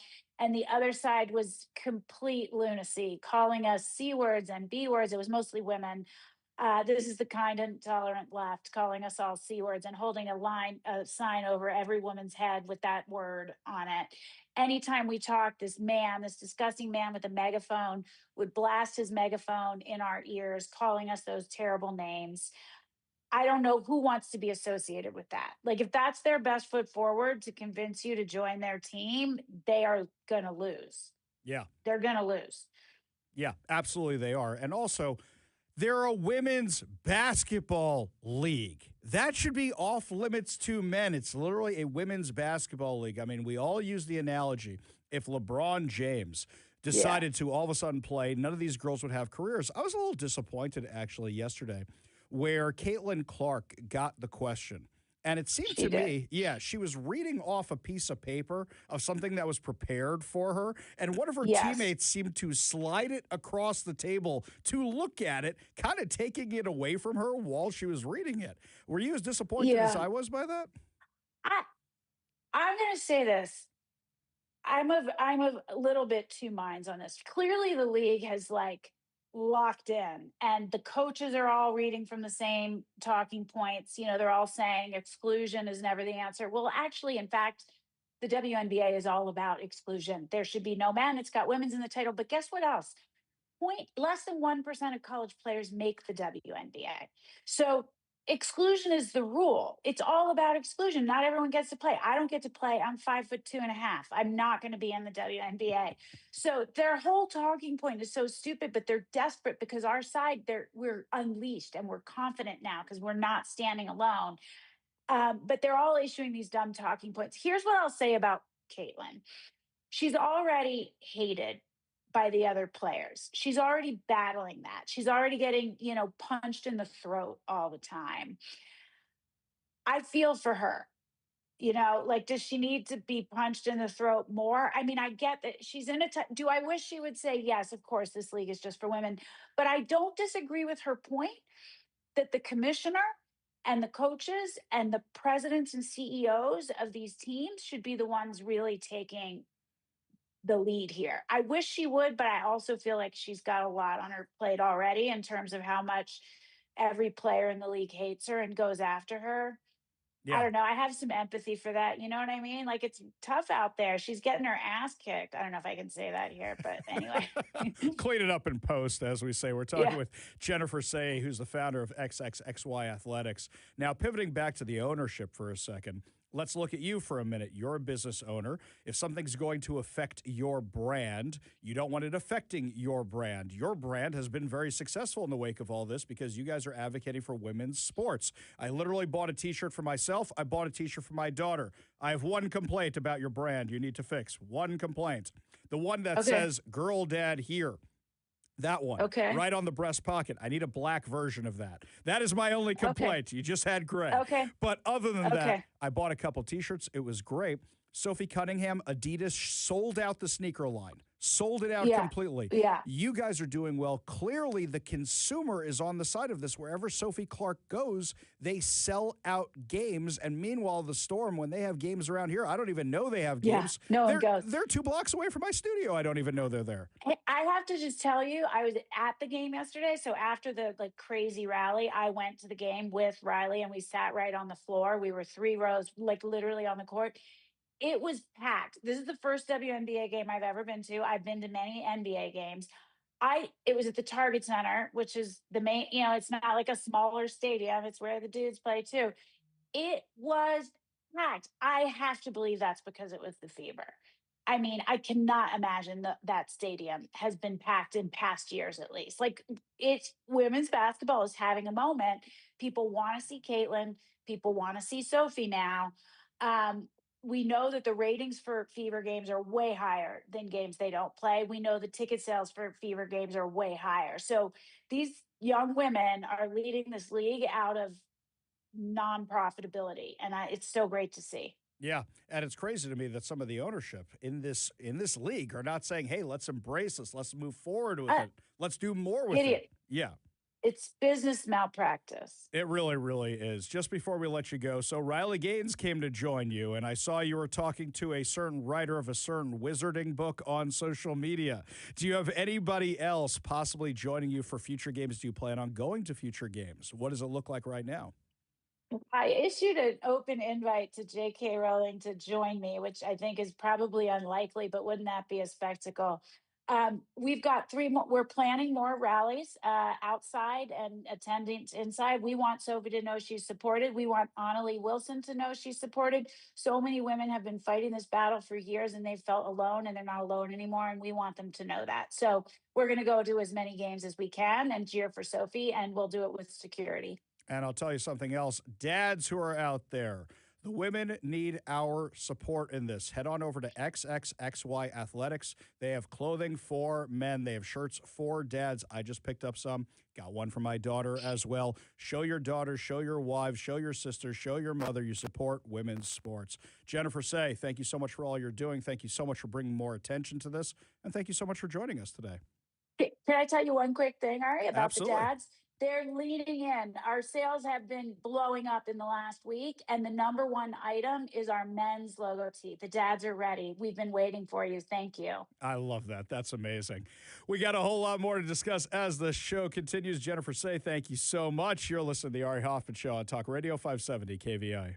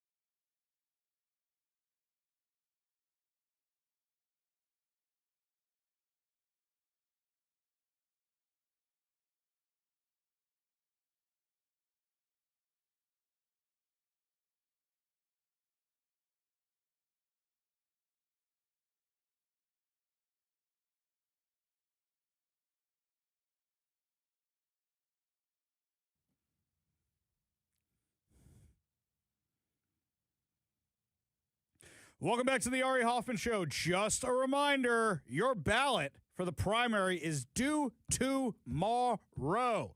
And a reminder of my threat that I will be very, very serious about. You don't get to complain if you don't vote. So I'm going to ask you, starting tomorrow, if you got your ballot in. And if the answer is no, you're going to get hung up on. That is what we're not even going to call screen it. We are going to embarrass you for that. So if you're planning on calling the show, you're like, Ari, my vote doesn't matter because of that. No, I don't care. That means you are part of the problem. Your ballots are due tomorrow. Get your ballots in. My voter guide is up at kvi.com. You can head on over there right now. You have no excuses. My voter's guide has gotten such attention that a reporter from KUOW reached out to talk about my voter's guide. Haven't seen an article yet. I wonder if it's a little bit too good. Maybe that's why. Who knows? We'll see what's going on. Anywho, we missed a story on Friday, this massive invasion happening in Spain, where 60,000 military-aged males of Muslim persuasion decide to swim into that country. Now, here's why I find this entertaining. The current leadership of Spain is very, very much for open borders. So this part of Spain has about 80,000 people in it, and they got overwhelmed with 60,000 people. Now, what's crazy is they're wearing, like, floaties that they bought it. Well, they don't have Walmart, but they bought it, their version of Walmart. They're wearing little floaties. They have little tires, and they're just going across because for them, it's illegal immigration if you come across land, but not if you come across water. So they're basically swimming around this fence out there, this human flood of people. And as soon as they came across all these politicians in Spain who are so in favor of open borders, now all of a sudden they don't like open borders so much. No, 60,000, that's far too many. Now they're deploying their military to the North African enclave of Ceuta? I have to figure out how to pronounce that. After thousands of migrants overwhelmed the territory's border with Morocco, prompting a major security response as officials confirmed at least 9 people died during the crossings. The Spanish government said the armed forces will support the civil guard in restoring order after local officials warned the city can no longer handle the influx. Prime Minister Pedro Sanchez and Interior Minister Fernando Grande Marlaska are expected to visit the place as Madrid scrambles to contain the crisis. This is what happens with open borders. Exactly what happened. In fact, the president weighed in on this earlier today. We have to be very careful with the whole socialist thing. I think in many cases it's much more than socialist. They skipped socialism. They went directly to communism. But when I saw what happened in Spain, I said, we had a version of that. You could say much worse. We allowed 25 million people under Joe Biden, the Democrats. We had open borders, and countries all over the world, almost all of them, sent people that they don't want into our country. And we've gotten a lot of them out, and we're getting more, including murders. And I always said 11,888. That was the number of murders. Many of them committed more than one murder. And we're going to be just like that if you put these lunatics in that I see running for office. We had an open border a year and a half ago. We had the worst border in the history of our country. Now we have the best border. We haven't had one person come in, and this is done by the Democrats, not by left-leaning people.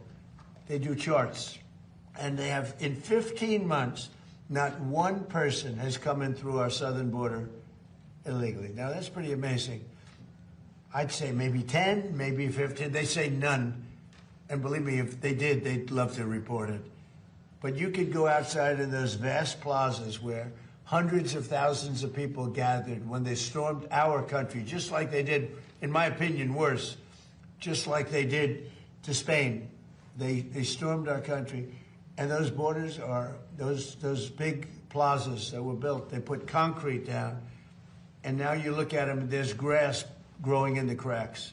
Nobody comes up because they know they're not going to get through. And if they do get through, they're going to be taken out, brought back to their country. So we've done a fantastic job. Somebody said you did it too fast. I did it in 30 days, my first 30 days.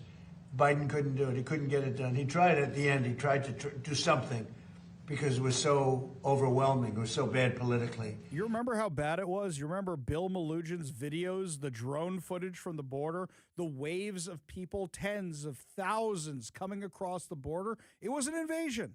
When 10 million people come across your border, that's not illegal immigration. That is an invasion.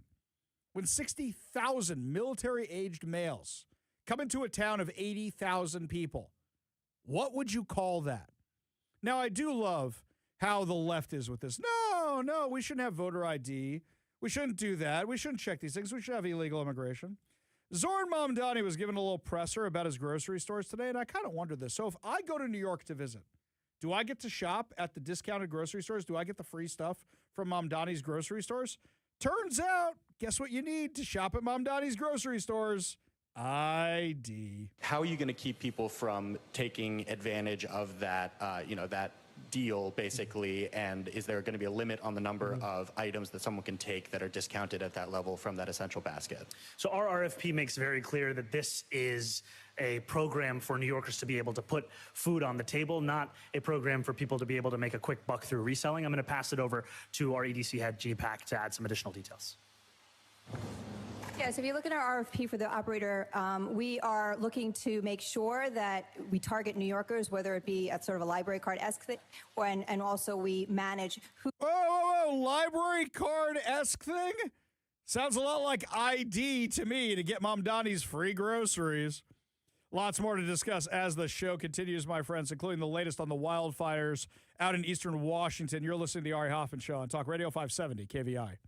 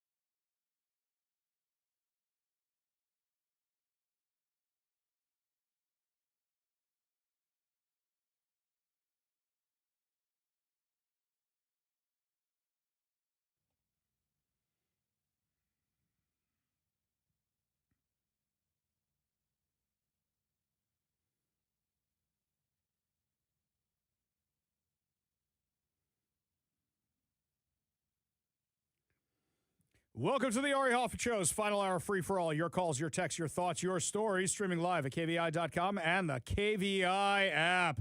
Coming up this hour, the Seattle Police Department chief gets a massive settlement, and it looks like Katie Wilson in trouble again for more scandal. You think she's actually going to make it to the end of her term? But before we get to any of that, my friends, over on the text line, a lot of people want to weigh in on Zoran Mamdani's grocery store needing ID. Robin Lakewood says, Mamdani's Groceries, show me your papers. Yes, exactly right. He's a little too familiar with that. Forrest Cat says, Ari, how would the New York City-owned discount grocery stores know if one customer just passes their library card on to someone else unless it has a photo or ask for a confirming ID at the register? You know what? I think it's a lot like this place called Olive Garden. You know Olive Garden? They have the unlimited pasta pass. They have the pasta pass you guys get there at Olive Garden.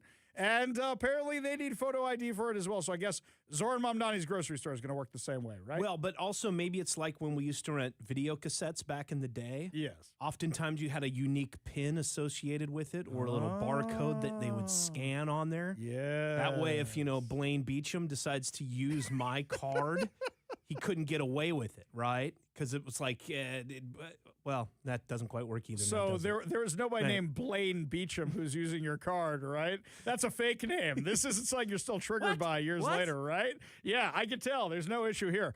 Let's be real. Most of us, for our Blockbuster cards, we didn't have our own Blockbuster cards. I know. You got mom and dad's Blockbuster card. And the only time this became a problem is when you accidentally may have left a VHS copy of Pushing Tin in the back seat of your car and forgotten to return it for like 3 weeks.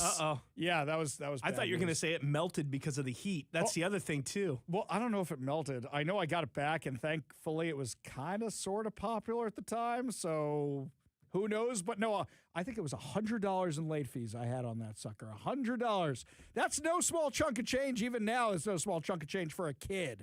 Yeah, I forgot to return that stupid movie, which wasn't even good. And it's not like I watched it more than once. It was literally just sitting in the trunk of my car. If I'm not mistaken, Billy Bob Thornton and John Cusack who are working, and a lot of Angelina Jolie. They're what are they? They're plane air traffic controllers. Yes, it's called Pushing Tin. I only remember the stupid movie because Angelina Jolie and because it cost me $100. Wow. In rental fees. Wow. Yeah, so that must have been more than 3 weeks at that point. That must have been like 6 months or something of rental fees. But yes, because I had somebody else's ID linked to that, one of my parents. Meanwhile, switching gears over to the latest with the wildfires in eastern Washington. So far, 700 structures have been destroyed, which includes a lot of houses, entire neighborhoods. Have you seen the video? It looks like something out of the opening of Terminator 2, where there's just a fire and the destroyed playground. Even the playground's not left anymore. It's horrific. 65,000 people have been evacuated. So far, there are no fatalities, but 12 people are missing, and we hope they're found. We would hate to find out that there are fatalities as well as all this property damage. Now, the good news is the local authorities seem to be working well with the federal authorities. This is actually really good news. In fact, you remember during the flooding that the White House and Washington's Governor Bob Ferguson weren't getting along so well. Well, now it seems like Bob Ferguson was filled with praise for the federal response. Give a listen. This is Bob Ferguson at a presser yesterday. I will just say I can't speak to the past. I wasn't governor then. But what I can say is I deeply appreciate the president taking time. I think I requested a conversation. I'm losing track of the hours here today, but just a few hours ago. And I was on the phone with him literally a couple hours later. And I had the clear sense he understood what was going on. I had the clear sense he'd been briefed on what was going on. He was knowledgeable about the situation, and I appreciated that.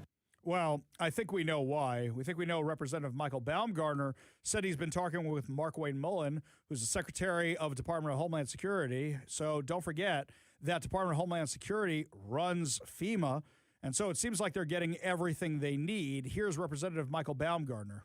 Well, thank you, everyone. Indeed, this is a devastating fire.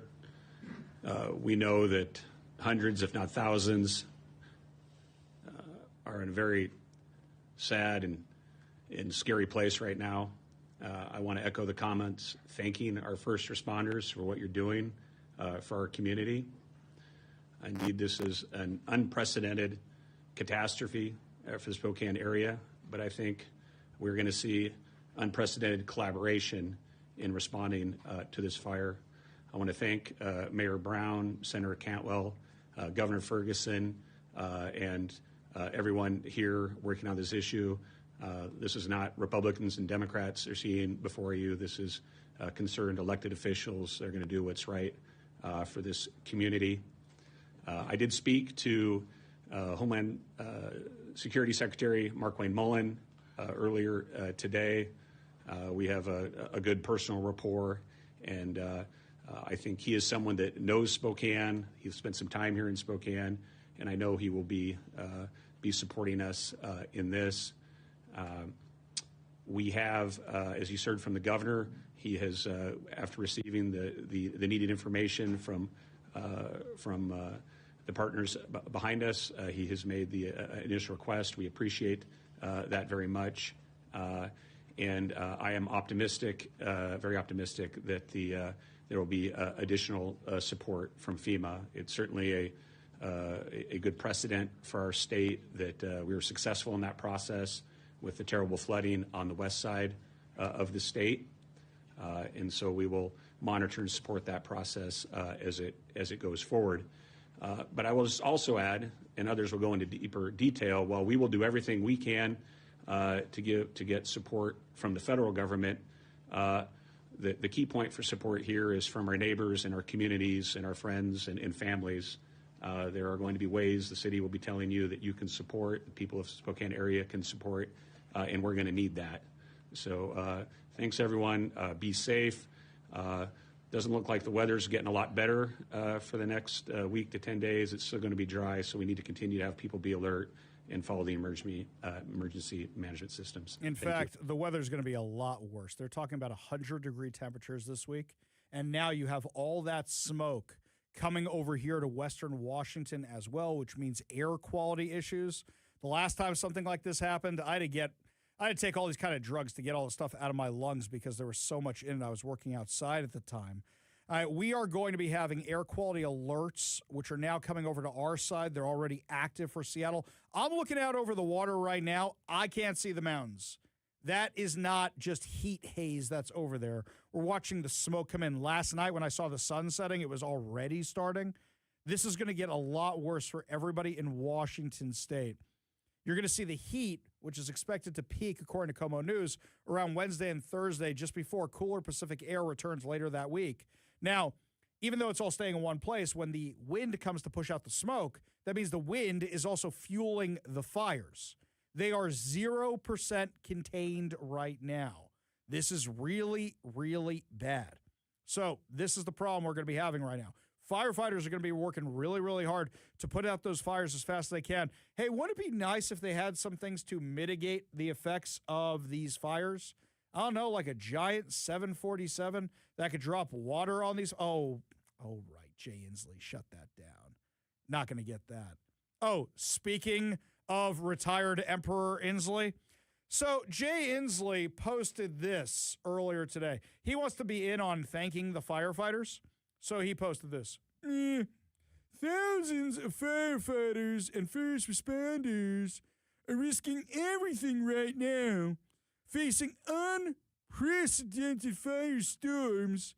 They're standing between disaster and everything we call home.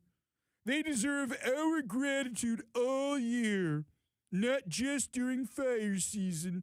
Thank you. So here's the problem with that.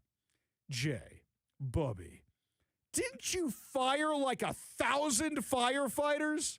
Didn't you terminate a whole bunch of first responders, including hundreds of firefighters during your COVID insanity? The COVID insanity, which we found out from Fauci's diary, you were following Fauci and he had no science for. None whatsoever. Wouldn't it be nice to have a few extra firefighters around right now, especially when you have these big problems? A few extra first responders. They transferred out of state. They got fired and left.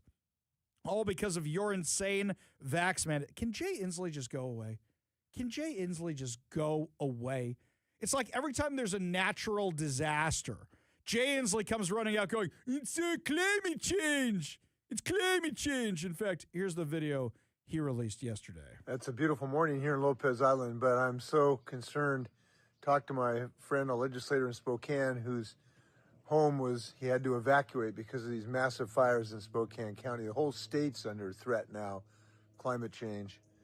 You know, climate change isn't some existential global thing. It's our neighbors, it's our friends.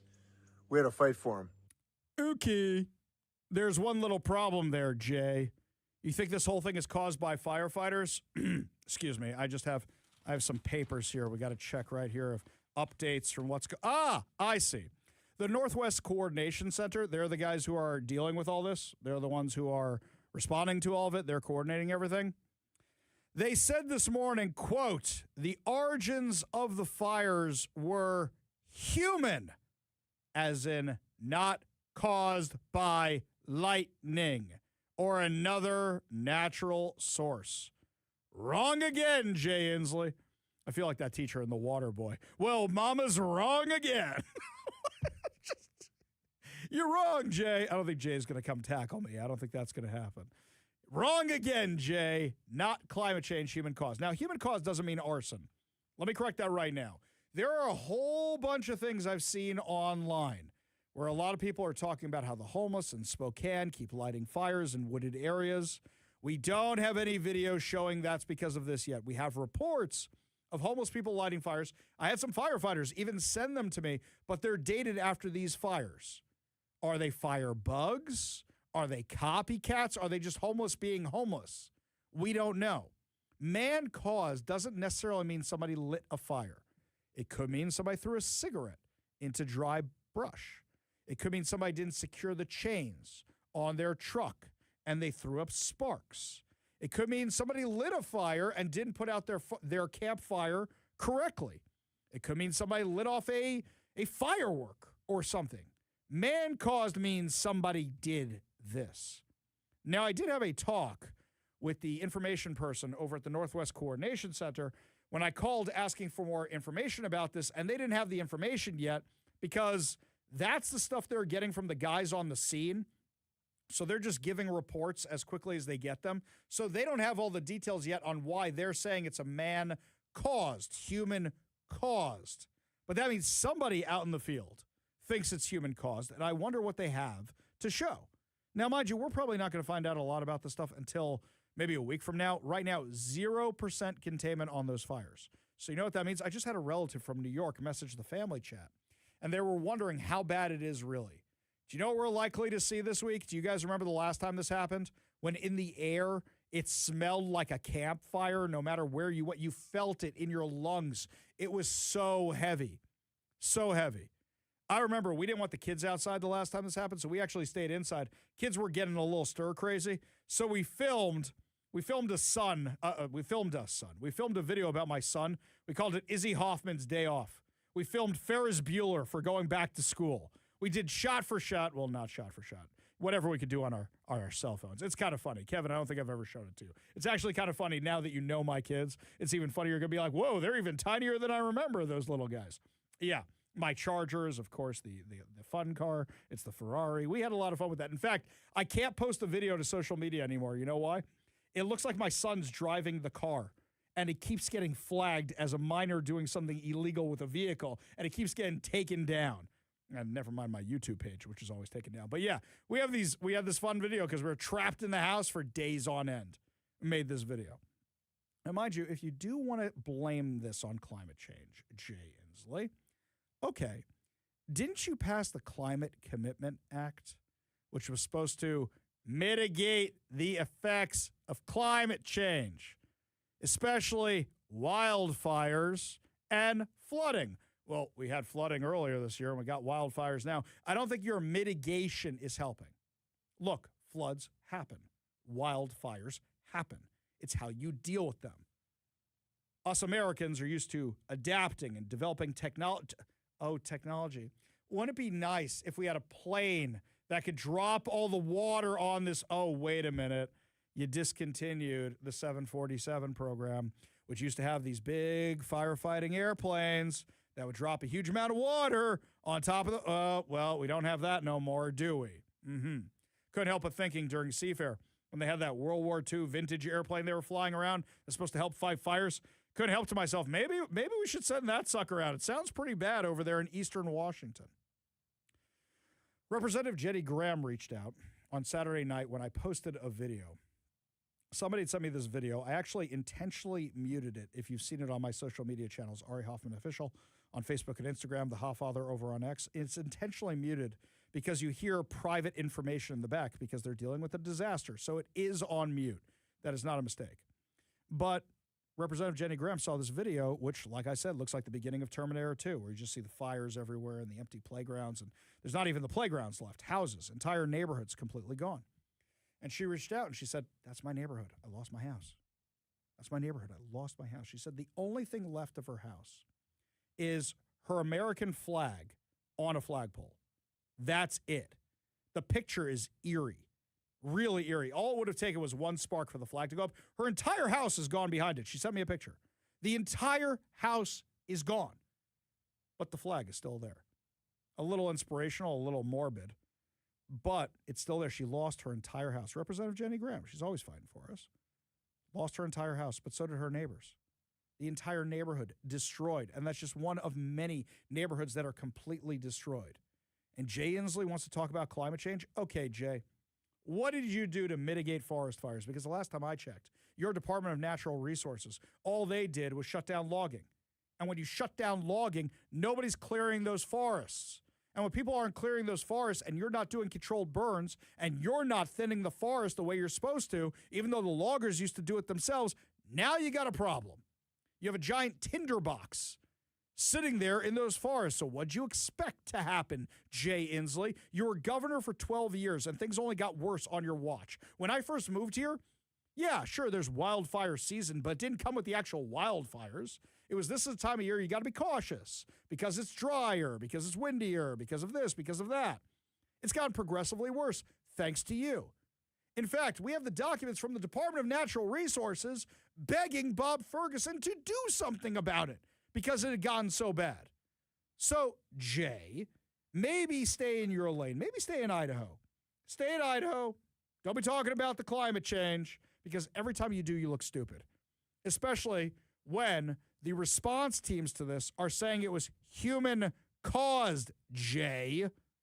Wrong again. Wrong again. Like you were for 975 days of emergency powers. Can you just go away? Can you just go away?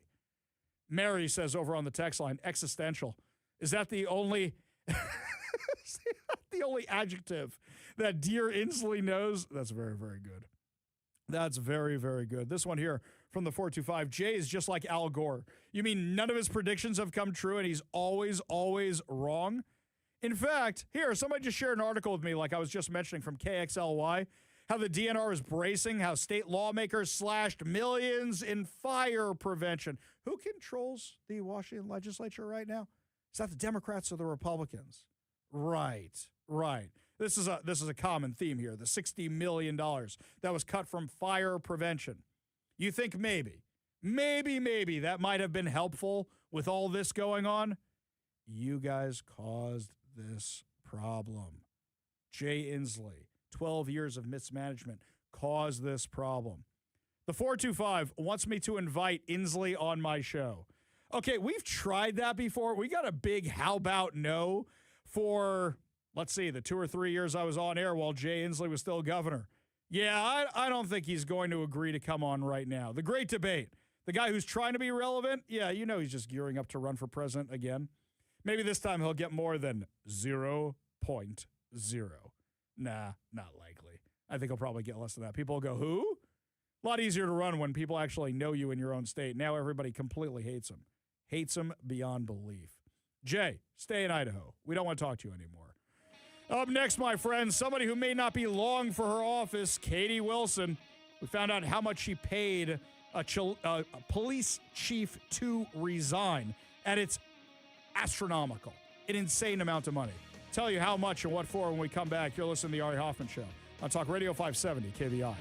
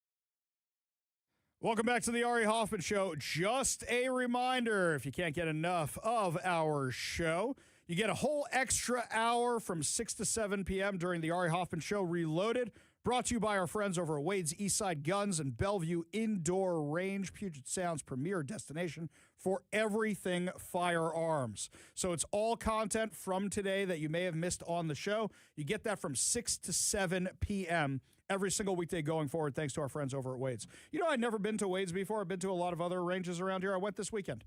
Had a great time with my son. He had a friend in town. We pulled out my Banshee. It's a 9mm, big sucker.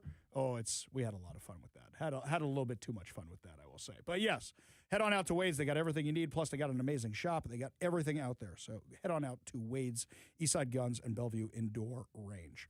Meanwhile, what's happening locally? So Saturday night, somebody had dropped me an email with the settlement agreement that Seattle Mayor Katie Wilson gave to former police chief Sean Barnes. It's insane. It's insane. So you wonder why all of a sudden the guy went from texting everybody he'd been fired to he resigned. Well, if somebody gave me $700,000, I'd stop fighting also. According to an optional resignation agreement, Barnes will leave City Hall with 18 months of salary, worth approximately $560,000, more than $30,000 in taxpayer-funded health insurance, payment for unused vacation leave, and the ability to keep $110,000 in hiring and relocation incentives that the city agreed not to recover, even though he never relocated. So the guy stayed in Chicago, never relocated. So what relocation incentives are we giving him? This guy, let's not forget, two things can be true at once. Was Barnes the fall guy for Katie Wilson's incompetence? Yes, but he was incompetent on his own. Here, you want an example? Do we have a description of the multiple at-large suspects who are still out there? I was sitting in the front row of that press conference. So, Katie Wilson's mad at Sean Barnes. Why? Because he's a police chief, but he's here in Chicago. He's the police chief here, but he lives in Chicago. His family lives in Chicago. Who'd you replace him with? Another police chief whose family lives in Chicago. Also, we haven't gotten a description of the suspects yet. Haven't gotten one. So one of the first questions we give to the new police chief, hey, you got a subscription? You got a description of those suspects? Nope, not going to give you one. Not going to do it. Just not going to do it. So no description of the suspects. People kept saying, is Seafair going to be safe? And I said from the beginning, yeah, Seafair is going to be safe. You know why? They have metal detectors. They don't have metal detectors at most Seattle Center events. So I knew Seafair was going to be perfectly fine. Plus, the wrong place to pick a fight is where the Army and the Marines and the Navy and the Coast Guard and the Space Force all have recruiting. There's a lot of guns down there on top of the police and the National Guard and everybody else who's down there. So let's be real about this. Really bad place to pick a fight. Yet we're going to give this guy $700,000. Well, at least now he'll be able to pay off that lien, that tax lien for almost $80,000. Couldn't do that while he's paying for his house in Chicago and his swanky apartment here in Seattle. I did know some of the other media picked that up after Jonathan Cho and I broke that story last week. Now all of a sudden they're talking about the tax liens. Are they trying to get back in good with the mayor by saying, okay, yeah. Okay, we know he's a bad guy. He's not a good police chief. He's an incompetent moron. At the same time, he's also her fall guy. Katie Wilson's still there. Okay, so a few days have gone by. Anybody hear from the mayor? Do we have any more information? Last week, the new interim police chief, Chief Sales, said they were close to an arrest. They knew who the suspects were. Well, why don't you tell the rest of us? Why don't you tell the rest of us? I have a theory, by the way. We don't go off of 911 calls because 911 calls are usually wrong. It's unconfirmed information. We have one description of one of the suspects from a 911 call, and like I said, we don't know it's accurate. Witnesses often don't know what they saw. I use this example all the time. When my class was learning 12 Angry Men in 8th grade, my father's a lawyer. He had me and my buddy Michael, we call him Grunny. He had us get into a staged fight in the classroom and run out of the room. And then my father asked everybody what they saw, and all of them got it wrong. Every single one of them. Just showing you they can't trust a witness necessarily. So one of the 911 calls mentions a description of a guy who looks Arabic. What does that actually mean? Does that mean they're covering it up? So far, they haven't told us the details of the suspect who's dead. The one who's in custody, they won't give us the details. Do you think it's because they're too woke? That was under Chief Barnes, the guy who didn't want to release the Trans Shooters Manifesto of the Christian school in Madison because he wanted to be sensitive to the shooter's family. Well, now we got a new police chief. We're going to get a description of the suspect. You know the biggest news that came out of that press conference on Friday? There are multiple suspects at large, and we don't have a description on any of them. And you had an event this weekend in Seattle, in South Seattle, and we know that a lot of this is tied back to South Seattle gang violence. And they didn't give us any descriptions. But they gave Sean Barnes, the most incompetent police chief, not that we've ever had, but an incompetent police chief, $700,000. So approximately 18 months of salary, which totals roughly $560,000 before taxes, 12 months of Cobra health insurance, great, which is about $30,000. Payment for all unused accrued vacation leave. What do you mean accrued vacation leave? The guy's been gone half the time. I get docked when I leave town. The ability to keep the $50,000 hiring incentive he received when he joined the Seattle Police Department.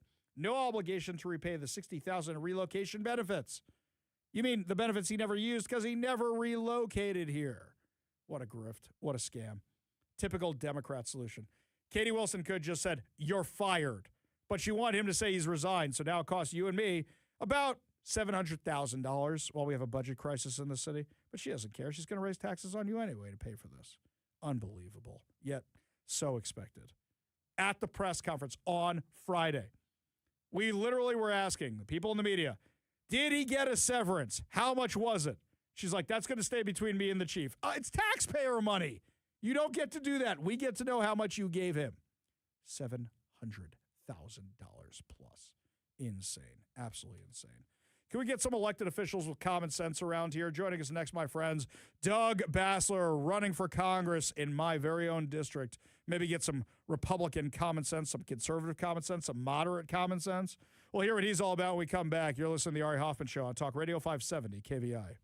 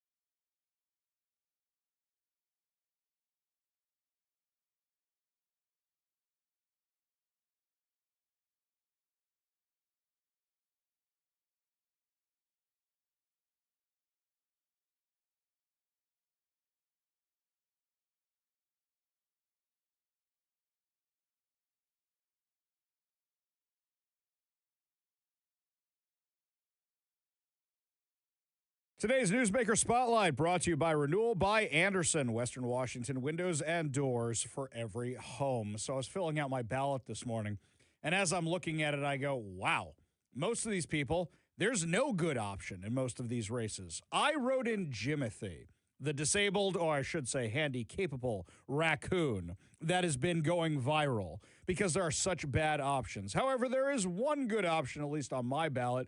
Joining us now on the KVI studio line, candidate for Congress, the one and only Doug Bassler. Thanks so much for being with us today. Always a pleasure, Ari. How you doing? I'm doing good. So, Doug, as I look at your race, you've got Shama Sawant, you've got Melissa Chowdhury, You've got Adam Smith. What are the odds they all split up these votes between all the lefties and you actually squeak through? That's the hope, right? I did get knocked out back in 2018 by Sarah Smith, who was a socialist. And we had Chaudhry knocked out Paul Martin last year. So we really need the GOP to VOTE, brother. Yeah. And don't forget, people, my pledge, which is if you call the show to complain about elections for at least the next month after Election Day, I will be saying, did you fill out a ballot? And if your answer is no, I am hanging up on you because you don't get to complain if you didn't vote. Doug, tell me why you're running. This isn't a new thing for you. You've been interested in politics for a long, long time. You've run before. Why are you running again? So I'm very excited about the fact that it feels like the pendulum's turning. You know, what really encouraged me was how quickly that Let's Go Washington got the signatures to repeal this income tax. And that was a big part of it as well. And so, I keep swinging. You can't win if you don't play the game. You got to get in. I tell people all the time, hey, let's run, let's go, let's do things. And I feel like one of the things that's best about my campaign in particular is that I'm kind of a sane choice. I'm not crazy right, crazy left. I'm your neighbor. I'm that guy. I know Doug personally. I've known Doug since I got the radio job, maybe a little bit before then as well. No, actually, it was right when I got the radio job. That's when I met Doug. Doug goes out and preaches to people. Doug goes out and helps the homeless. Doug has his own company that he runs. And he does this because he truly wants to make Washington itself better, as opposed to other people who just seem to want to get their agenda across. So, Doug, federal's not local. So if you're in Congress, it doesn't mean you can necessarily deal with things that are happening locally. What do you want to deal with on a federal level? Well, you know what they say, Ari, all politics is local, right? And so we have a president that is highly loved and highly hated. Incredibly polarizing person. But we have to admit that a lot of these policies are really lighting a fire into the economy. And really, the Seattle area, Bellevue, Seattle, Redmond, this area, we should be leading the opportunity revolution with the AI explosion and these different things. And so my job at the federal level is to make sure that Washington is being taken care of in opening the door for opportunity for everybody. My opponent, Shama Swant, she wants to have a political revolution, brother. I want to have an opportunity revolution. So whatever I can do at the federal level that helps to spur on the economy, create better jobs, more jobs for all of us, especially for our young people. We want them to be able to buy homes. We want them to have families. We want them to do well. We want a bright future for everybody, and that's my goal, brother. So, Doug, we're looking at this race. We're looking at who you're running against. Let me just count this off here. You've got a Democrat who's trying to be a socialist because they're worried about being beaten by a Marxist. You've got an actual Marxist who destroyed Seattle and is bragging about the policies that destroyed Seattle. You've got a person who seems to be running on I hate Jews, I hate Israel, and then there's you. It's not hard to stand out in this bunch as somebody rational, right? Yeah. During crazy times, I probably look pretty normal. 541. That's the number. 541. 2 years ago, that's how many Amazon jobs were in Bellevue. Today, we have 15,000 Amazon jobs in Bellevue, and they all came from Seattle. So you've got Seattle with this 38% vacancy rate and office buildings and things like that. That's Shama Swant, and she's bragging about it. Then you've got Adam Smith. The dude blames Trump for everything. Our $5 a gallon gas here in Washington, that's not Trump. That's them. Our high property taxes, that's these guys. So it's time. It's time for people to wake up and say, hey, you know what? We've given Democrats the last 40 years. Why don't we give the Republicans a chance?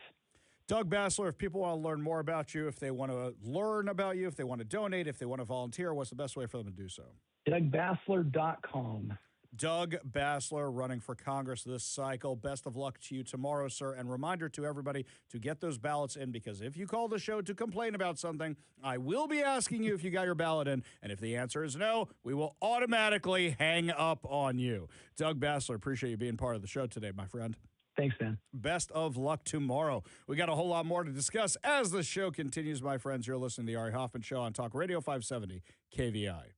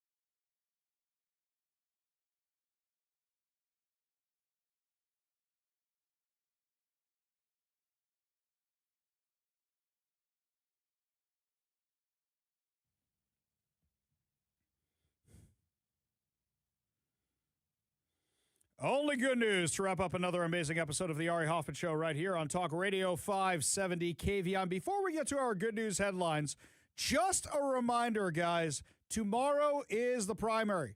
Tomorrow is Election Day. You got to get those ballots in. I'm going to drop mine off on the way home. Going to make sure I take care of that.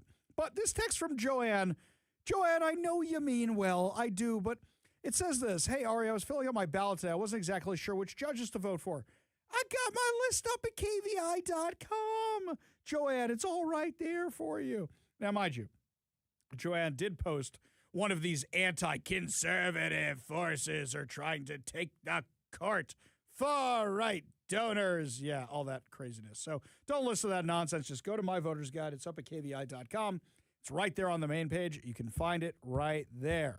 So make sure you vote. Get those ballots in. They are due tomorrow. Make sure you get those ballots in.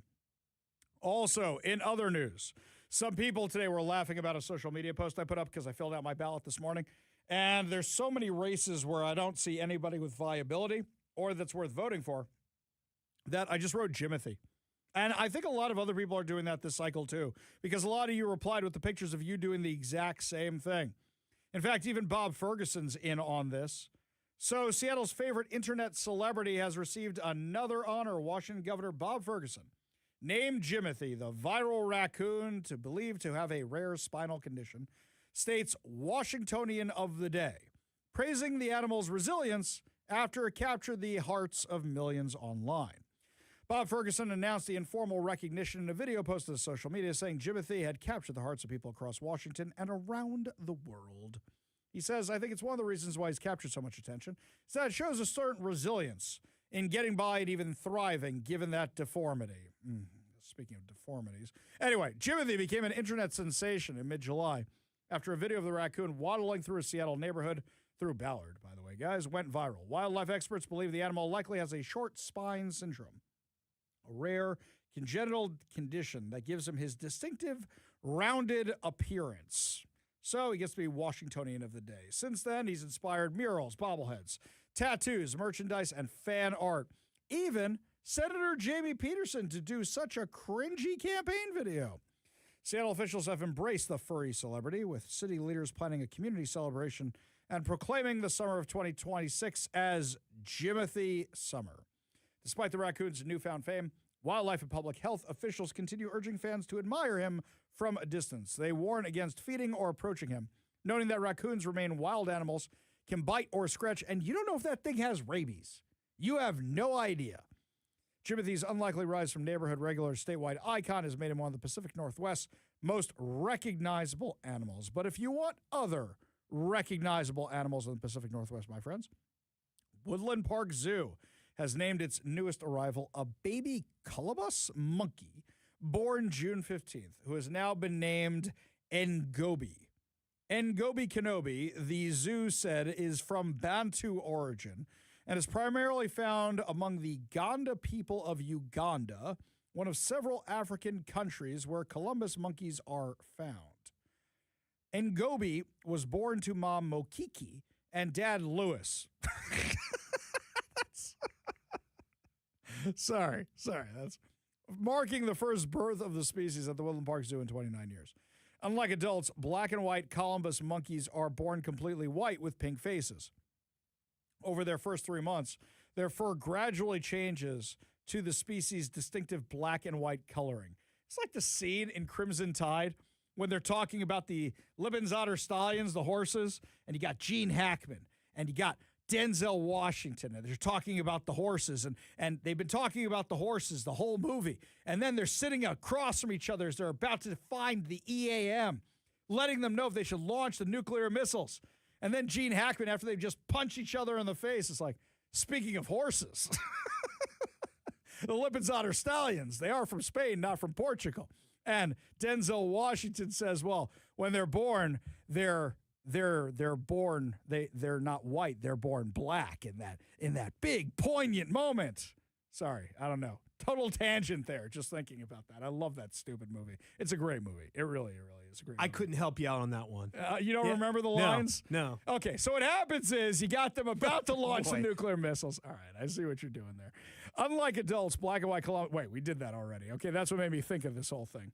Visitors can see Ngobi with Mokiki Lewis and half-sister Anapeda. Mokiki Lewis and Gobi. Mokiki, Ngobi, Anapeda, and Lewis. Okay, one of these things is not like the other. In the outdoor section of the tropical rainforest loop. I don't think a lot of people are going to be going to the outdoor section of the tropical rainforest loop anytime soon with the weather we're about to have. By the way, Seafair Sunday. Real shame that the Blue Angels didn't fly on Saturday, but we got them Friday and we got them Sunday, and it was a great show on Sunday. I didn't see Fat Albert flying around. Did I miss him? Is he having mechanical issues? I didn't see the big cargo plane flying around. But great show from the Blue Angels. In fact, my father-in-law was telling me he's coming back from fishing, and they flew into Boeing Field. And they land at Boeing Field. The Blue Angels are right there, but he tells me he had to use the bathroom. Get off a plane. Older gentleman had to use the bathroom. Runs to the bathroom. As he's going in, he almost runs smack dab into a Blue Angels pilot. It was the lady pilot from the Blue Angels. Almost ran right into her, he says. He says she stands out in the crowd. Very, very tall, he says. Anyway, Blue Angels all around doing their thing. It was great. I decided next year I really want to be on the water. I've never been on the water for the Blue Angels before. That's something I want to do next year. This year, enjoyed a barbecue at a friend's house. That was a lot of fun. Had a good time.